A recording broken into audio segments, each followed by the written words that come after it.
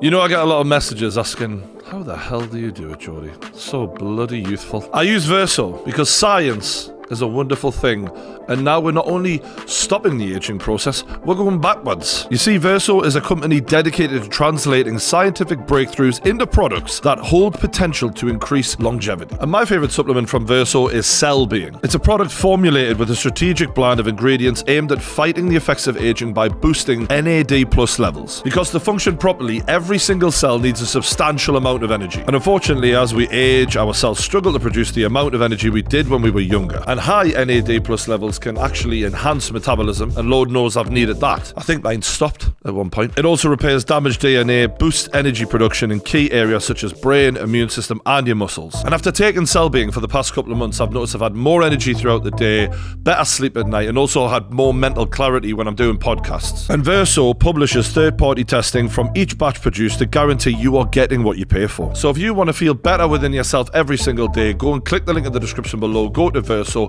use my code TRUE, that's TRUE, all block capitals, at checkout for 15% off, and get your Benjamin Button on. If you've never seen the movie, that's really not going to make sense, but Google it. Brad Pitt thing, he was old guy aged back, long story. It's a great supplement. That's all, it's just great. It works. So thanks to our sponsors Verso, and thanks to all of you who do try the product. It's fantastic, but for now, enjoy the video. Welcome back to the True Geordie podcast. Today we have one of the funniest motherfuckers on the internet. It's Akaash from Flagrant. Welcome.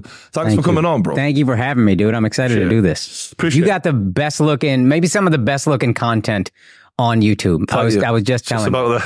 No, not you specifically. No. The lighting, the color, all of it is fucking gorgeous. Yeah. We hooked up about a couple of years ago, did that podcast, which went down really well, had such a laugh. So I was actually really ill that day, looking back at it. Really? That was me. But then I remember taking like 8 painkillers and then drank half a bottle of whiskey, and I just forgot all about it. You were great. I remember. That was me on a 5. Yeah. But all right, wild. We're getting a 10. We're getting 10 today. And it's all kicking off on the internet today. Your boy, Andrew Schulz. Yeah. My brother. Had the FreshandFit boy come at him, Myron. So there was a little clip from your podcast.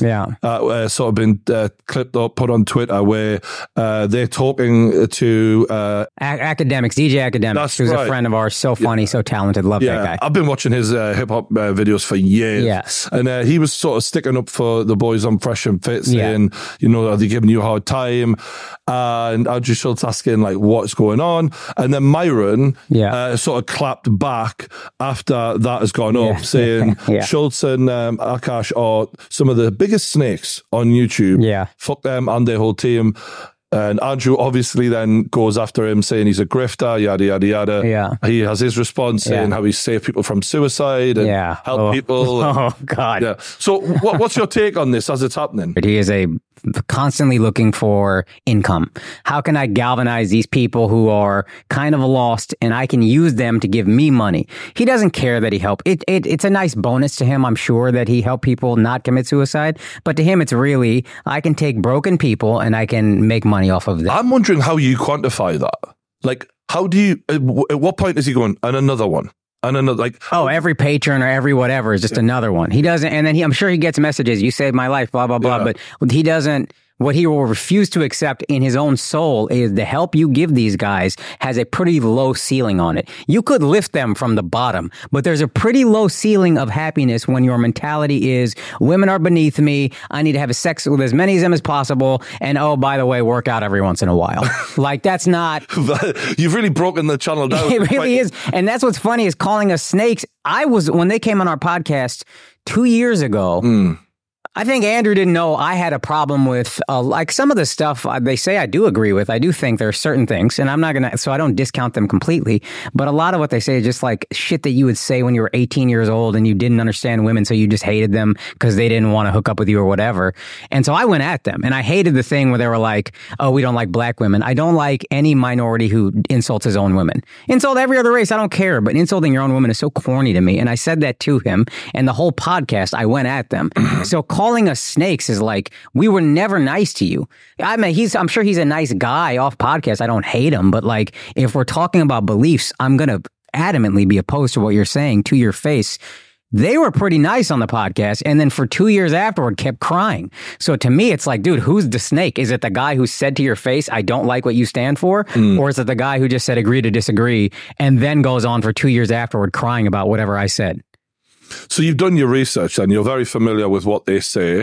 I've done a little bit of research. Yeah. You get a pretty good idea pretty quickly. There's not a lot of dimensions to what they're saying. Yeah, this red pill movement, I find it quite fascinating because there's clearly a demand for it. Like, there's a frustration amongst young men. Yes. Because they feel marginalized. They feel like they're not being taught how to be men, how to get guidance and all this. Valid. And they're looking for, who the fuck do we listen to? Yeah. There's nothing to exploit within my outlook.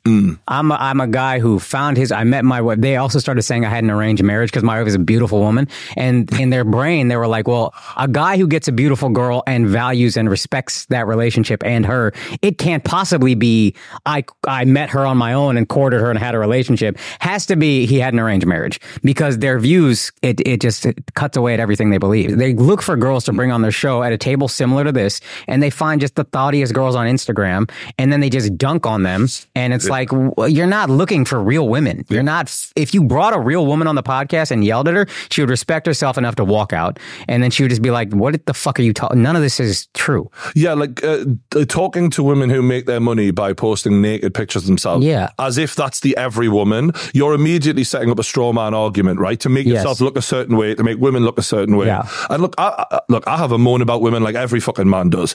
Absolutely. But that ain't accurate. Yeah, they are a pain in our ass. Yeah. And there's a lot of girls who have their own, most of us just have our own insecurities and we take them out on other people. A lot of girls are going to be insecure. And even if they're not into you, you liking them makes them feel a little less insecure. So they'll kind of keep you there. They'll kind of string you along. That isn't reflective of all women. That's reflective of one woman and her insecurity and how it manifests itself. That's it. And that's a woman you can look at with some anger, but also like, I kind of feel bad. You're just insecure and you'll grow up hopefully and not do this again. Yeah, this idea that sort of women are all just there to look for the money and take the money. And it's just, and look, this all kind of stems from my knowledge. Anyway, I can't claim to have watched a lot of these guys. I really haven't. But what I have seen is Kevin Samuels. Do you know this? Yeah, he was funny also. If you're funny, I'll give you forgiveness. Andrew Tate is so funny and he packages things so uniquely. I cannot hate this man no matter how much you try to make me. Look at the case files. No. But with Kevin Samuels, for example, he was trying, for me anyway, from when I watched him, as well as being funny, to actually help people in a certain way. It wasn't just, he wasn't just trying to make women look stupid to make himself look better, to then say, oh, look, I've got the answers to everything. It was actually like, he was having like long form conversations with a lot of these women going, look, this is where you're going wrong. And this is what you, and ultimately a lot of it boiled down to where you see yourselves in the dating marketplace is not actually where you're actually going to find your soulmate. You're actually going to find them somewhere in an accurate place where your income and your looks and da-da-da-da-da all align. And a lot of them just had inflated egos. Right. With every movement like that, there's going to be grifters and people who see opportunity who don't have the charisma or the intelligence of Kevin Samuels was intelligent, charismatic, funny. And there's going to be people who are less talented than them who just take their reviews and break them down in a dumber way just so they can make some money. So what do you think it is that the young men are sort of needing? I do think there is a lack of, we're at war with this kind of like uber feminism that's a kind of not exactly like a Fresh and Fit on the other side, but there's a certain like men should apologize for being masculine and all these other sort of things. That's toxic like masculinity. There is something, I'm sure toxic masculinity is a thing, but just looking like you is not toxically masculine. That's just a dude who lifts weights and gets in the gym. Can we make sure everyone knows that? Because I get the stereotypical judgment. Well, you look like a fucking, I mean, come on. I look like a Nazi, apparently. Yeah, you know what I mean? Buddy, I'd be terrified of you if I didn't see you online. This is crazy. I feel like this uber feminism, like you're saying, it is causing a reaction. And like, it's an equal and opposite reaction of like the toxic feminist movement and the toxic masculine movement. They're coming to sort of clash, and there's these whole bunch of lost people in the middle looking for answers and kind of drifting towards. And I feel bad for them. I have empathy for them, even though they'll send me the hate comments and whatever. I get you are a person that is wounded and needs guidance. You're just going to the wrong guy. I have an issue with the false prophets of this movement. Like, dude, we tell guys to get in the gym. We tell them to get their money right. You know, you could stop after that. You could be like, yo, get in the gym, get your money right, go to therapy, get your mentals right, find the right girl, blah, blah, blah. You'll have a truly happy, fulfilled life. And I'm not saying I got it all figured out. I don't. I could fuck up just as easily as anybody else. But I also would never pretend I have all the answers and charge you Patreon to give you all the answers. You could give it for free. When I see these extreme sort of views on one side, there's a part of me that feels like, as much as I don't agree with it, it's healthy to have it there, even if I don't want to watch it myself, because we do need that counterweight to some of the other bullshit that's going on in the internet. That's true. And to maintain some sort of like balance to what's going on out there right now, because this woke movement is so overpowering. Yeah, because noxious. Because of the way it's set up to be seen as we're weak and therefore everything we say has to be taken as true, because how could you possibly argue with us? We're coming from a victim state of mind. I remember I was talking to a guy who went to Berkeley, University of California in Berkeley. It's like a very liberal school, uber liberal. And he was telling me proudly about how they boycotted Bill Maher for saying things that that were anti-Muslim. And then I don't know full context with Bill Maher, but I said to him, I don't know full context, but it seems like you guys used to love Bill Maher when he made fun of religion and you thought he was just talking about Christians. But then when he specifically said, well, I don't like Muslims either, I don't like all religions, now you have a problem with it. It was hilarious when it was just Christians in your brain, but when he says no Muslims too, now he's a racist. Explain that to me. And he just kind of looked at me and he goes, well, I just don't believe in punching down. And that concept really bothers me, because you are creating a hierarchy in your brain and you're telling, I'm not Muslim, but my Muslim friends, you're saying, well, you're beneath me. Punching down is actively looking down on a group of people and saying you're beneath me, so I pity you and I don't make fun of you. Ironically, that is prejudice in its own right. It is prejudice. That's what I'm saying. I'm punching sideways. We're all on the same level. I'm punching anybody. You're right there with me. I don't give a fuck if you're in a wheelchair. You're a human being that is capable of pretty much anything I'm capable of. One thing you can't do, but you could probably do 1,000 things better than me. So I'll make fun of you and you make fun of me, and I see you as a person, and that's what it is. I think it's so interesting because I've heard, so-called wannabe comedians on YouTube say that exact thing of, you didn't make fun of the right people, like to other people who make jokes and stuff. And I'm like, and that was the exact logic of, you have to always punch down. So you have to always punch up rather than punch down. And that's like such a dangerous thing to... And it is common, though. That is actually the norm. You want to talk about toxic? That's a toxic mentality. It's a poisonous mentality that I put you as a white man on a pedestal above me and I'm punching up. Even if I'm making fun of you, I've still placed you above me in my mind. That's actually way more harmful to me than just being like, well, I make fun of you and you make fun of me and who cares? That's what when I was watching your comedy, I love that you come out just... Anyone can fucking get it. Yeah. Like Scarface, right? Like every woman, every man, no matter what they look like in any way, what their situation is, whether they're gay, straight, whatever, you fucking come after everyone. And I think that's the way comedy should always be. But do you feel like, because of your skin color and your background, do you feel like you have a little bit of a coating of armor that you can get away with stuff that other people can't? Probably, but also then it becomes, well, you're still heterosexual, cisgender. It's getting sliced so thinly that, again, there becomes like, you need to, if you are a black, trans, I guess, born male, now female, there's like, I'm sure there's even a level there. Now you can make fun of everyone. You're immune. It just, to me, I try not to think about that. And Andrew makes some super harsh jokes about Indians on the podcast. And sometimes I don't laugh at him and I get sensitive because I don't find them as funny as everybody else or whatever, but I never want to get offended and say anything, because I also know that's how I react to that is my decision. If I love me enough, I love my people enough, I love my culture enough, what he says can't ever bother me. So I kind of dictate how much you offend me. Actually, getting offended is dictated by me. It's a choice. It's a choice. That's something that nobody really ever acknowledges. Yeah. Like, you can have that moment of, I feel offended, but you don't have to always go into it. Yes. You can't say, you know what? I'm not going to do that. And typically, I think getting offended comes from an insecurity. Typically, look, if you made fun of me with a shirt off, I would get really offended because I'm insecure about the fact that I'm built like a Christmas tree. That's my insecurity, but it's hard to make me feel insecure about being Indian. I love being Indian. Mm-hmm. So you make fun of India. For the most part, I don't mind. Get it? And I care how we think about us. And I wish as minorities, we had that kind of mentality. Not that I have all the answers, but it bothers me when an Indian makes fun of Indians, because that's a lack of self-love, and self-love to me is the most powerful thing. Loving yourself and not loathing yourself. That's the most powerful thing. So what you guys say about us, I'm not that concerned about it.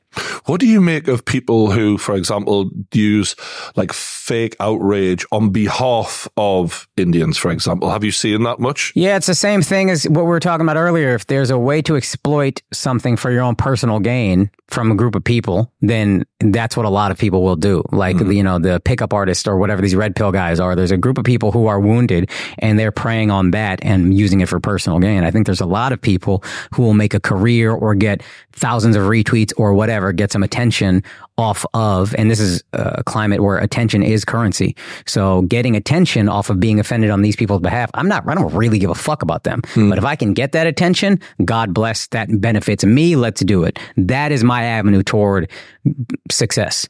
Yeah. And speaking of the red pill movement, like I've had thoughts about like, okay, I actually think I could help a lot of these young guys out there. And I know my content does, but like specifically in regards to some of those main topics that they are struggling with that these guys claim they've got the answer for. But I don't have the ego to stand up and go, I've got all the answers. Yeah. Listen to me. I'm going to do a seminar. You're going to pay for it. I just don't have that energy to want to be, aspired to be. I wouldn't think it was ego from you because you're pretty open about your struggles with mental health and all these other things. So if you came from it with that point of view of like, I probably have gone through a lot of what you guys have gone through in slightly different ways and slightly different paths, but I can probably speak to a lot of what you're feeling. So for me, I know this helped, and I think this could help you. You don't have all the answers. None of us have all the answers. I don't have all the answers. Anybody pretending they have all the answers is a salesperson. Yeah, that's the key. Yeah. Nailed it there. If I'm telling you I have all the answers and you have to pay to get them, you're a Scientologist. That is actually Scientology. That is exactly right. So you don't. But I can tell you what helped me,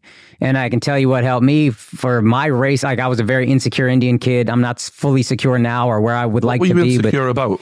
Because I grew up in Texas at the time in Dallas. There wasn't a lot of Indians when I went to school, so I always just felt very outside. Like, what year were you in schools? I graduated high school 2002. Okay. And when I moved in 11th grade. It was only like, 20 minutes, but it was a different school district, whole different thing. That was me, one Pakistani kid, and then one Indian girl that I literally never saw the 2 years I was there. Well, that was it. Everybody else was not Asian. So I was looked at like, what is this kid? And then 9/11 happened my senior year. Whoa. So I felt a lot of insecurity about about my people. And I was kind of like, my parents didn't take me to the mandir like every Sunday. They didn't teach me a ton about, so I just didn't have a sense of my roots. And then for me, when I became proud of that, I'd stopped worrying about other people way more. And that was what's way more strengthening for me than anything in my life. So that's what I would like to impress upon people who might be struggling with issues that are Indian and don't have, I've been there, so I can probably help you with this, or maybe help you with this. Yeah, I mean, you literally were in a place, coming from even in the UK, I remember Indian lads that I grew up with, because there was quite a few in my school who would say we're worried about how we're going to be looked upon right after 9/11 because racism just went through the fucking roof. Obviously. And a lot of it was down to what the TV was telling people. Right. And for you to be in that situation in Texas. Yeah. I can understand why you'd have been. Well, it was a lot worse for, my wife is a Sikh. So her dad wore a turban. Mm-hmm. So for those Sikh men and then Muslim women who wore the hijab, it was sort of crazy, I'm sure. Mm-hmm. For me, it hurt my feelings, but I never really felt like my life was in danger. Mm-hmm. But my wife has, she tells me stories of family friends, all the Sikh community kind of just staying indoors, calling each other, checking on each other all the time. Are you okay? Are you okay? Because they were literally beating cab drivers to death because they didn't understand that they weren't Muslim. That was a fucking tough thing. So even that, I don't want to co-opt that as if that was my struggle. My struggle was kids made fun of me, kids bullied me. I didn't love it, but it wasn't, I never felt like my life was in danger. I remember was it Borat doing that thing where he goes to the bull riding thing and he goes, "May George Bush drink the blood of every man, woman, and child of Afghanistan." That's so good. And it was that one where I was like, yeah, that's so good. Hell yeah. So funny. But like he really exposed the what the mood was like. What I also wonder now is, did he pump in some kind of laughter, or like, because I've heard for Borat 2, the Giuliani thing was kind of a setup and it didn't go down exactly like that. I don't know if that's true. Yeah. But now I'm wondering, there was racism out there, but also, a lot of good people for the most part. You just went through some shit. So you mentioned your wife. Yeah, it wasn't an arranged marriage. Correct. Confirmed. It was not. Yeah. Even though she's way hotter and out of your league. Yeah. All factual. Chased her after a comedy show. Legit. Like Really? saw her from behind, and I was like, well, she looks like she could be Indian, but Indian girls don't normally have asses like this. So I was just walking to see. And then I would tell myself, like, if she's hot, I'm going to ask her out. 99% of the time I wouldn't. But then as I'm kind of like walking to see what she looks like, her sister turns around and was like, "Can we get a picture?" And I was like, "Yeah, absolutely." And then I didn't ask her out right away. And then I felt like such a bitch about it that like I went and got my check after they left, and then like went outside of the venue to see, like, they live in New York. Maybe we take the train home together, whatever. I saw them and they were waiting on an Uber, and I was like, there's actually a way cheaper, faster way to get there. It was a bus. And then on the bus, we started talking and I got her number and all that stuff. This is actually what we should be teaching young lads of. Take your moment, lads. Absolutely. Just put yourself out there, because you will be rejected regardless. I was just talking to my editor the other day and we were saying, if you get rejected by 99 hot chicks and the one says yes, that's one damn hot chick. Yes, exactly. Matter. And rejection hurts because, again, like getting offended, we think it means something about us. It doesn't necessarily. It just means she's not into you at this moment in time. And that's okay. She's allowed to not be into you.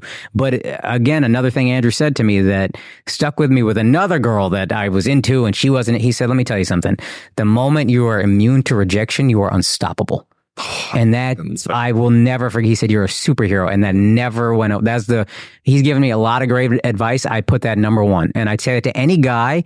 Yeah, work on your health, work on your mental health, get in the gym, get your finances right. And the best advice I can give you, a lot of these tricks to pick up women is just because you think if you get rejected, that's going to hurt you and expose all your insecurities. If you realize I'm good enough, it just means she's not into me right now, and that's okay. And hey, if I ask respectfully again later, she might come back. She might become into me.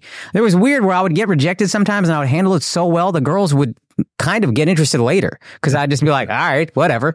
And that's what I started kind of figuring out, before I met my wife, of like, oh, this whole thing of getting rejected that I was so afraid of, it doesn't mean anything about me. Self-worth, though, makes them go, oh, he doesn't give a fuck. He respects me. Yeah, absolutely. Oh, actually, he's actually something else. Yeah. Confidence. Women always say they love confidence. Fake confidence gets old pretty quickly, but true self-worth, that's something that's always going to be attractive to women, I think. And to us. I love a woman that's like, that knows she's smart, beautiful, whatever. You're very drawn to that. It's a powerful thing. How quickly were you like, oh, this is the girl? I knew quickly she was special. Very quickly I knew she was special, but we went through that was my first relationship ever. That I will say, that was my first relationship ever. Not arranged, but I wanted to wait to have sex until it was, I said initially till I was married, but then when I turned 30, I was like, this crazy. I'm not going to just wait till I'm married. That's so interesting, bro.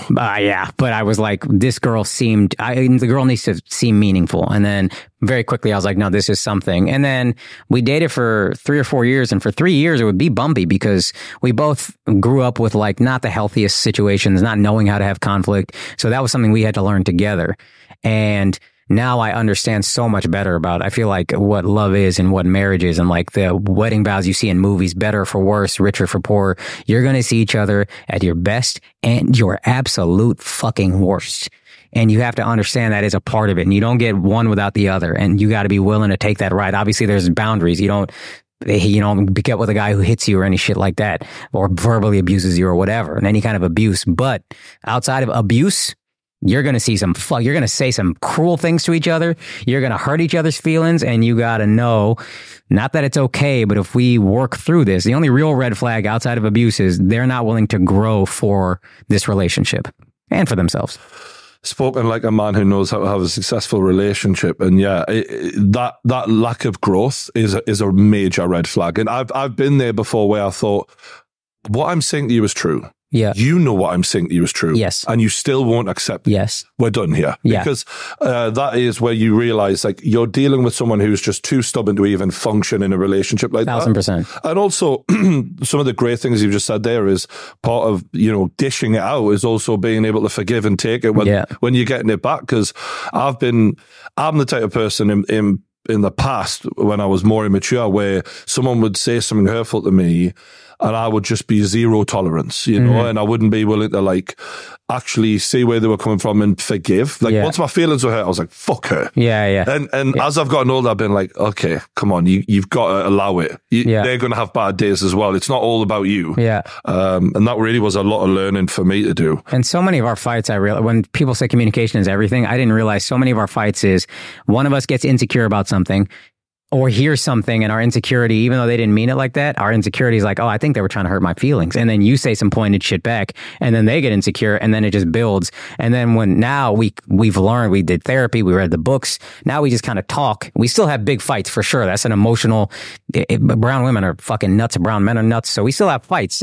But 95% of the time it's like, oh, I misunderstood what you were saying and you misunderstood what I was saying. And that's it.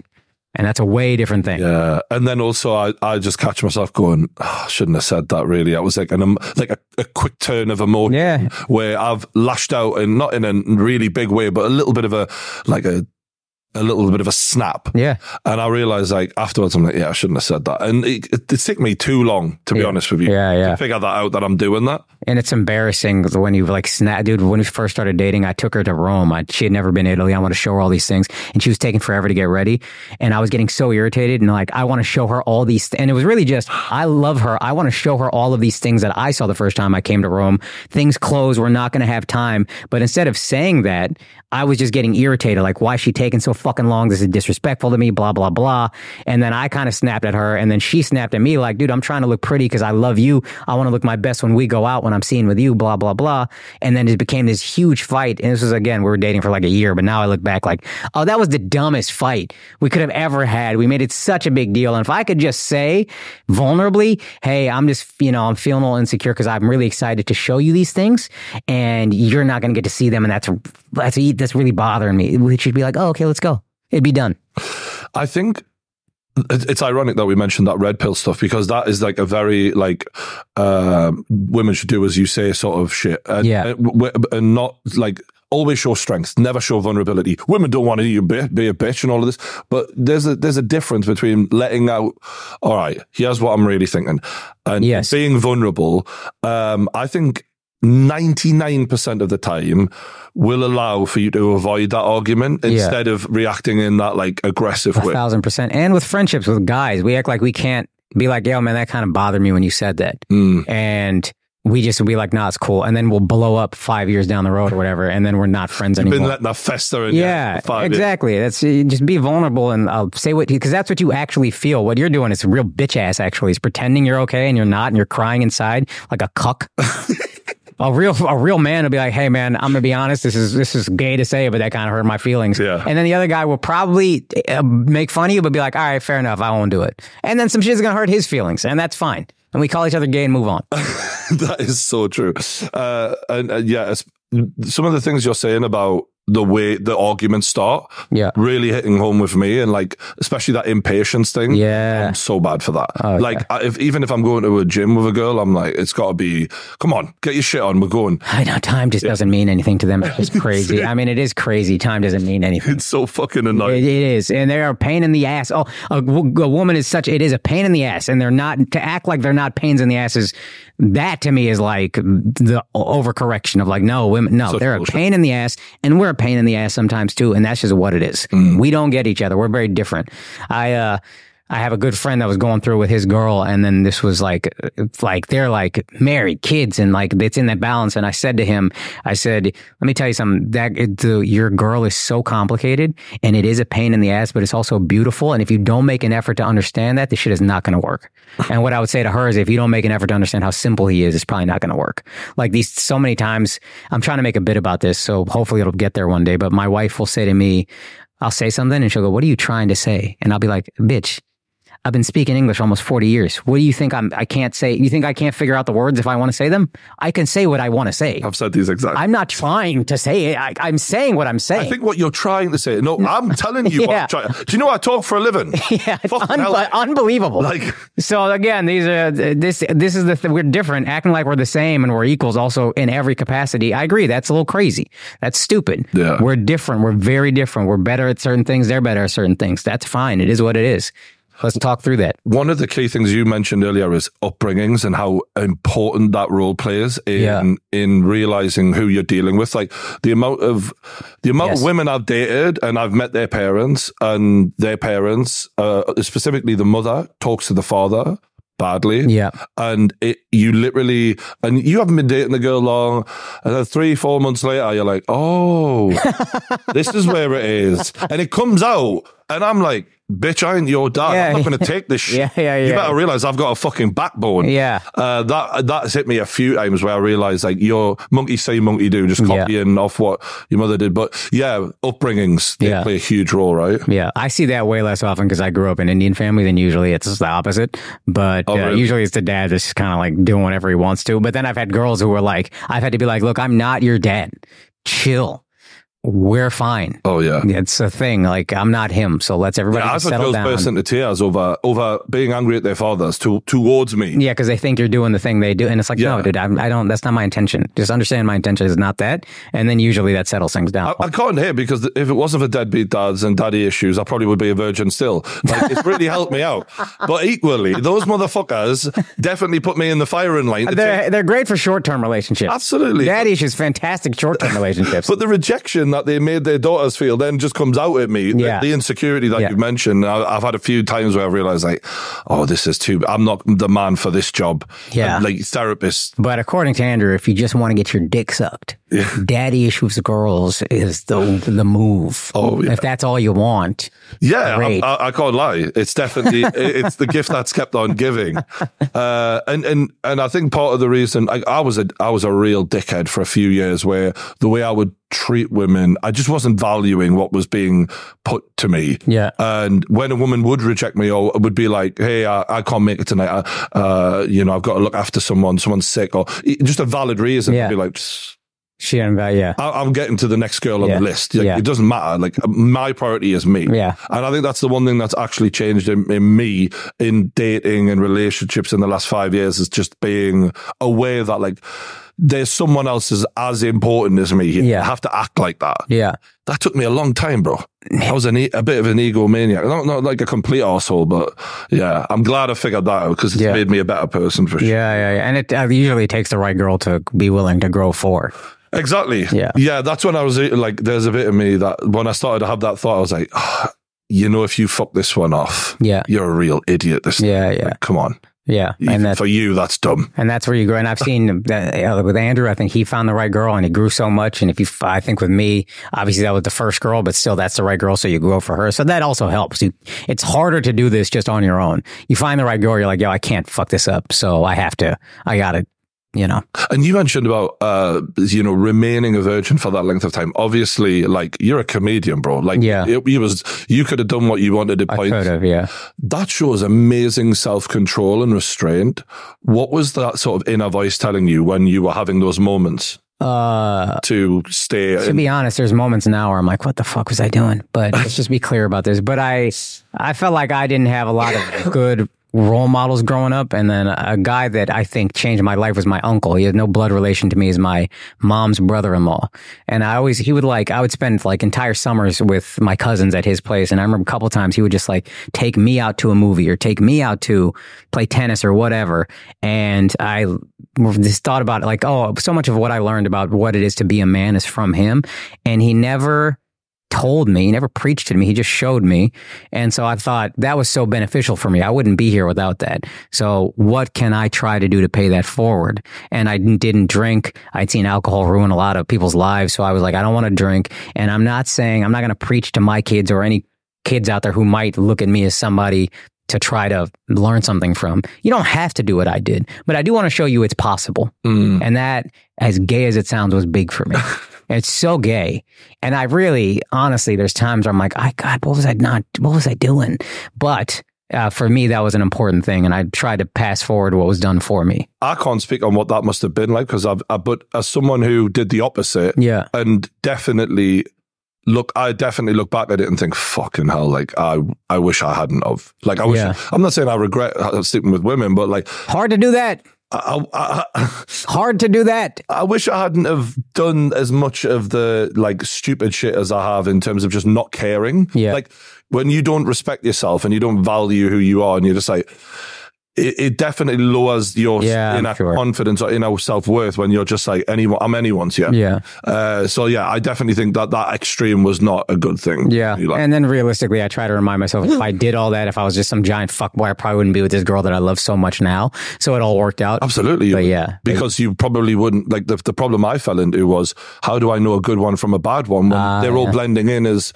Like, and there were some that slipped through the cracks who were probably nice girls who I didn't treat like that because all women became the same to me. Mm-hmm. Yeah. And ironically, the only time I sort of started sorting that out was when I stopped being like dating every girl that was interested in all that and started going, you know what? Like, I need to actually fucking rein myself in and actually sort of pick and choose carefully and actually value who I spend my time with. Yeah. Otherwise, who the fuck am I? Right. That really did help. Like you mentioned this guy, your uncle who, was related by marriage. Was he the person who you think helped you the most in life, or was there someone who's... Yeah, probably. I mean, just in my career, Andrew, but in my life, that guy, he also probably why I became a comedian, because he was so fucking brutal and funny. I was like, I'm not in great shape now, but I was a pretty fat kid, and he would just constantly make fun of me for being fat, just so ruthlessly. And I also noticed in him, he was just a complete contrarian, and there was no word for that as far as I knew back then, but I would see him argue to death on an issue with my mom, me, his son, his daughter, his wife, and then he would go argue the opposite side to whoever was on the opposite side. And once I realized what he was doing, I was like, oh, this is the funniest thing I've ever seen in my life. And I remember one of the earliest bits I did was inspired by something he said. This is crazy. My grandmother, his wife's mom, so his mother-in-law had just passed away a few months ago, and my aunt was saying something like, she's in heaven right now. And then he was like, nah, she's in hell. And I'm like horrified, like, what is happening right now? And then he goes, nah, who wants to go to heaven? Heaven sucks, man. Hell, you're eating whatever you want to. You're doing whatever you want to. Heaven, you go up there, you litter once. They're like, what? Did you do that? Go to hell. And it was just, we all started laughing, and I was like, oh, wow, you can do that with laughter. You can make something that crazy funny, take the opposite side. And I just remember that moment being like, oh shit, wow, this is powerful. If he's the one who helped you the most, who was the person who let you down? Oh, that's good. Well, I had a couple family members that the thing that would always get me is if you preached a lot and then you didn't live up to it. And there was one that I didn't find out until after they passed away. Like I'd heard little things, and then after they passed away, I just found like all this stuff up about them. And I was like, oh, you're not at all who I thought you were. You're like, you really preached about what kind of guy to be, and you weren't that kind of guy at all. And that's where I felt let down. That's why I try not to be super phony, and like my marriage is not invincible. Temptation is out there. I've never stepped out or anything, but like, I'm not some fucking superhero ever. I'm going to say the wrong thing. I'm going to do the wrong thing a lot. I'm just trying to be better. And I try to never put forward that like phony facade, because I know how disappointing it is when you don't live up to, hey, I'm perfect. And then you find out you're not perfect at all. That shit. Oof. It's so funny because I had a very similar thing, like exactly the same conclusion from it as well, of like, there was a grandparent in the family who I idolized and thought of like, you are like everything that a man should be, and da-da-da-da-da. And when he died, or like later on in life, I remember realizing as I became a man and I sort of see through all the little things. And that's when I realized, like, you've professed to be this sort of perfect gentleman. In reality, you're a fucking arsehole who's selfish and all these. But if for example, if there's certain things about like me, like swearing in public on camera or being covered in tattoos or all these other things that you would have disproved of, I remember thinking like, at least I'm me though. And at least like I'm not holding anything back, or I'm just putting it, and that way people won't be disappointed with me down the road. And that allowed me to like make these jumps into going on camera and just speaking my mind like that, because I realized like, well, at least someday people aren't going to wake up and realize I wasn't what I've been saying I am this whole time. That's weird how that happens when you sort of look up to someone to that level. Yeah, maybe there's a common thread with a lot of people who are like us and kind of like forward-facing assholes, is we were let down by somebody and we were just vowing to never be that. Yeah, that's a definite podcast title, forward-facing assholes. And you mentioned Andrew. Yeah. Can you put into context sort of what your relationship is like with him and the growth that you both have gone through together and what impact you've had in each other's lives? So I'm so proud of him. That's my brother. And we met in 2008. I remember I just moved to New York, and then I got asked to do this show. It was like a hood show. It was out in Brooklyn, Urban Room, they would call it. But the show didn't end up happening. It got canceled. And then he drove me home together, and he drove me home in his mom's minivan. And then I remember when I saw him, I didn't know that like skinny jeans was the trend that was coming in. So I just saw this white kid wearing skinny jeans, and I had a mohawk, and I was like, I don't know what the hell this guy is. But then we started talking on the way home. He had all the same taste in comedy, and I didn't see him perform for months. And then I saw him months later at another hood show in Harlem, and he just destroyed the room. And he was always so funny, so quickly. But we both aligned on this kind of like antagonistic comedy is maybe a good word for it, where it's like, I want to take the unpopular stance on this thing, contrarian. And he just had such an understanding of it and was so good at it. And we thought on similar wavelengths. And I wasn't nearly I was bombing all the time at that point, but I knew I wanted to go in that direction. And I think he and I just clicked. We had the same values in a lot of ways. And then watching him just have this like unbelievable determination and loyalty. He's so loyal. I've said this before. I don't know a lot of people who get that successful and then they try to become better people while they're doing it. And I feel like he's done that. And that's a really cool thing. It's almost impossible, isn't it? Because you're getting pulled in so many different directions. I know. And everyone's trying to ride the dick now. Yeah, exactly. And then, we have whatever bumps as brothers, but like, this is a story also about what kind of guy he is that I think sums up what kind of friend he is. Bring Back Apu, my first 20-minute special, I released it 2022, February 2nd or something was supposed to come out. February 1st, let's say, he's like, hey, I have 45 minutes. I want to take a look at your special. Come meet me at the studio, or an hour or whatever, 2 hours, whatever time frame it was. Very finite time. He starts looking at the special and he starts making cut, and he's like, I think we can do this differently. I think we can do that differently. Just cutting like all the little slivers of fat off this thing. And he stayed with us from, let's say 1 p.m., I would say, until not 2 hours. He stayed until 4 a.m. So he had a whole day that he just pushed off, and he just said, I'm going to sit with you. And he helped me re-edit and recut the first 5 minutes of my special. And then once Kevin, my camera guy and editor, once we saw that and understood what he was doing, we took the next 3 days. The special came out 3 days late, and it's Andrew's fault in that way. But it was so much better and moved so much faster. And I just will never forget, hey, I have 2 hours or whatever time it was, and then staying for 14 hours nonstop. The work ethic is insane, first of all. Second of all, to do that for your friend was just like, oh, that's a friend. That's a good guy. That's a truly good person. And there's a lot of other stories, but that's the story that I can point to most easily and be like, that's the kind of guy Andrew is. I really understand what you've said there, because I've done that exact same thing for people before, and it's important, like what he's done there. And I can imagine, and when you talk about the contrarian style of comedy, that is my favorite. Like, take, for example, Tim Dillon. Yeah. Like saying the shit that no one should ever agree with and making it the funniest thing in the world. Absolutely. It's something I like to try and do. Sometimes make the mistake of not quite landing it. But, and I do think, because I look the way I look, it's like, yeah, well, you would say that, wouldn't you? Yeah. But how true. It's so fucking hard to nail that, because you've got to land that plane just right. And like, can you tell me your process as to how you do that? So here's actually what I felt my next evolution as a comedian, where I wanted to go was, how do I take what I really feel and make that funny? Because I felt like comedy had gotten so polarized where it's kind of easy to not pander, but cater to one extreme, one way or the other. And a contrarian doesn't necessarily do that. But to me, I was like, there's something I would like to do, which is, I think it's gotten very extreme on both sides. How do I take the more moderate stance, which is what I truly believe, and make that funny? And that to me was the harder thing, where the contrarian stance, you just kind of look at a thing and then you find the angle that's the funniest angle. I have a bit that I put in my new special that I love, and it's a contrarian bit, and it's an older bit that I put it online years ago, took it off years ago, and then I was like, I'll put it in this. But it's, I don't believe in women's rights.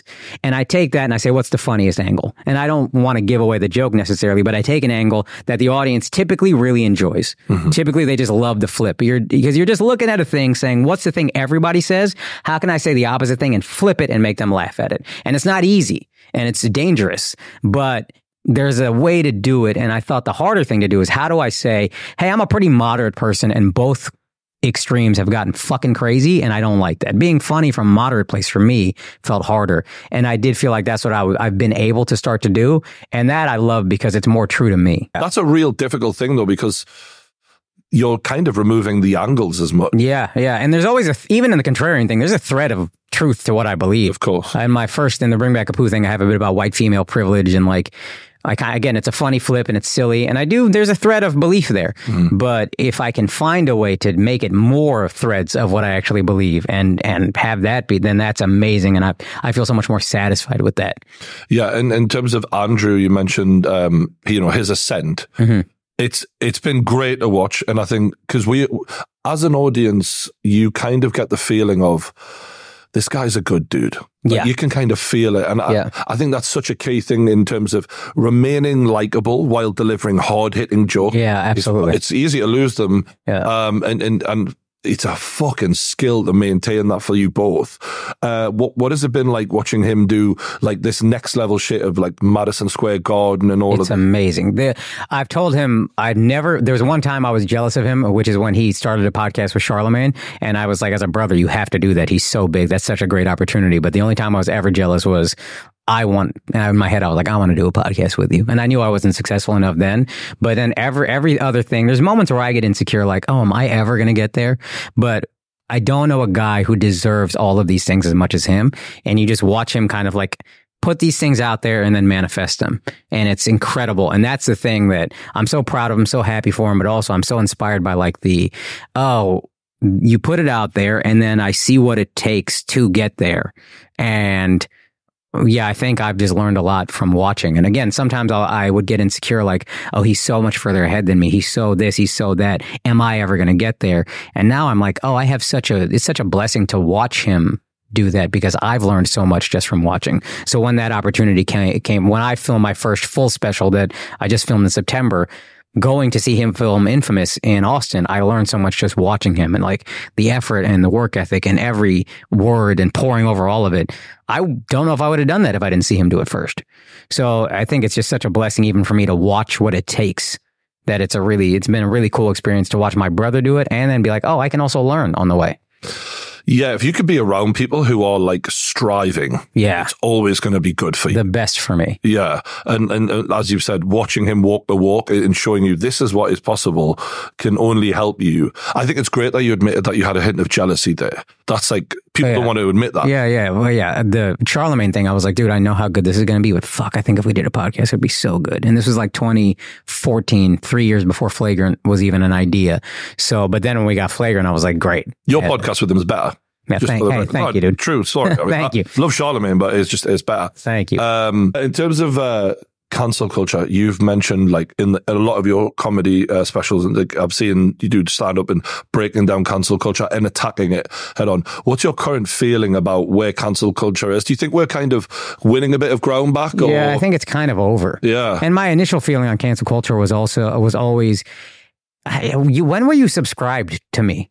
To cancel me. 95% of you never cared what I was doing. I know very few like hardcore fans who when someone gets canceled are like, yeah, I'm done with them. Mm-hmm. You got to do some egregious shit like, and that these are things that we would all say, yeah, let's all cancel that guy. Mm-hmm. But I think we've all also kind of seen it doesn't work. You can be as loud as you want to about canceling people and the fans are just going to want to vote for them more. I think Trump rode cancel culture to a presidency. Yeah. You know what I mean? So the fact that nobody saw what was happening or did anything, like you couldn't stop what you were doing, you still can't stop yourselves. I think we just kind of look at those cancelers like we don't take them seriously.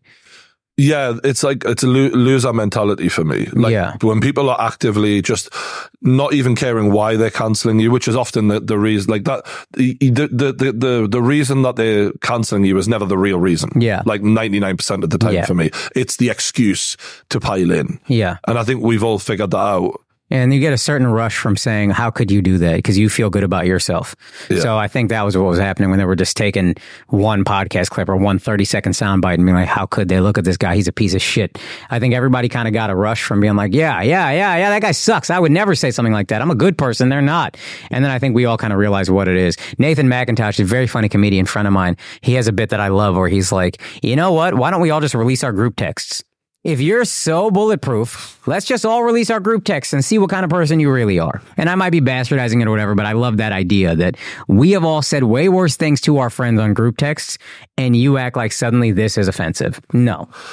I remember there was a comedian called Dapper Laughs in the UK. You might never have heard of him, right? But he made a rape joke. And this was right in the early days of the YouTube scene in the UK, and he got cancelled big time for it.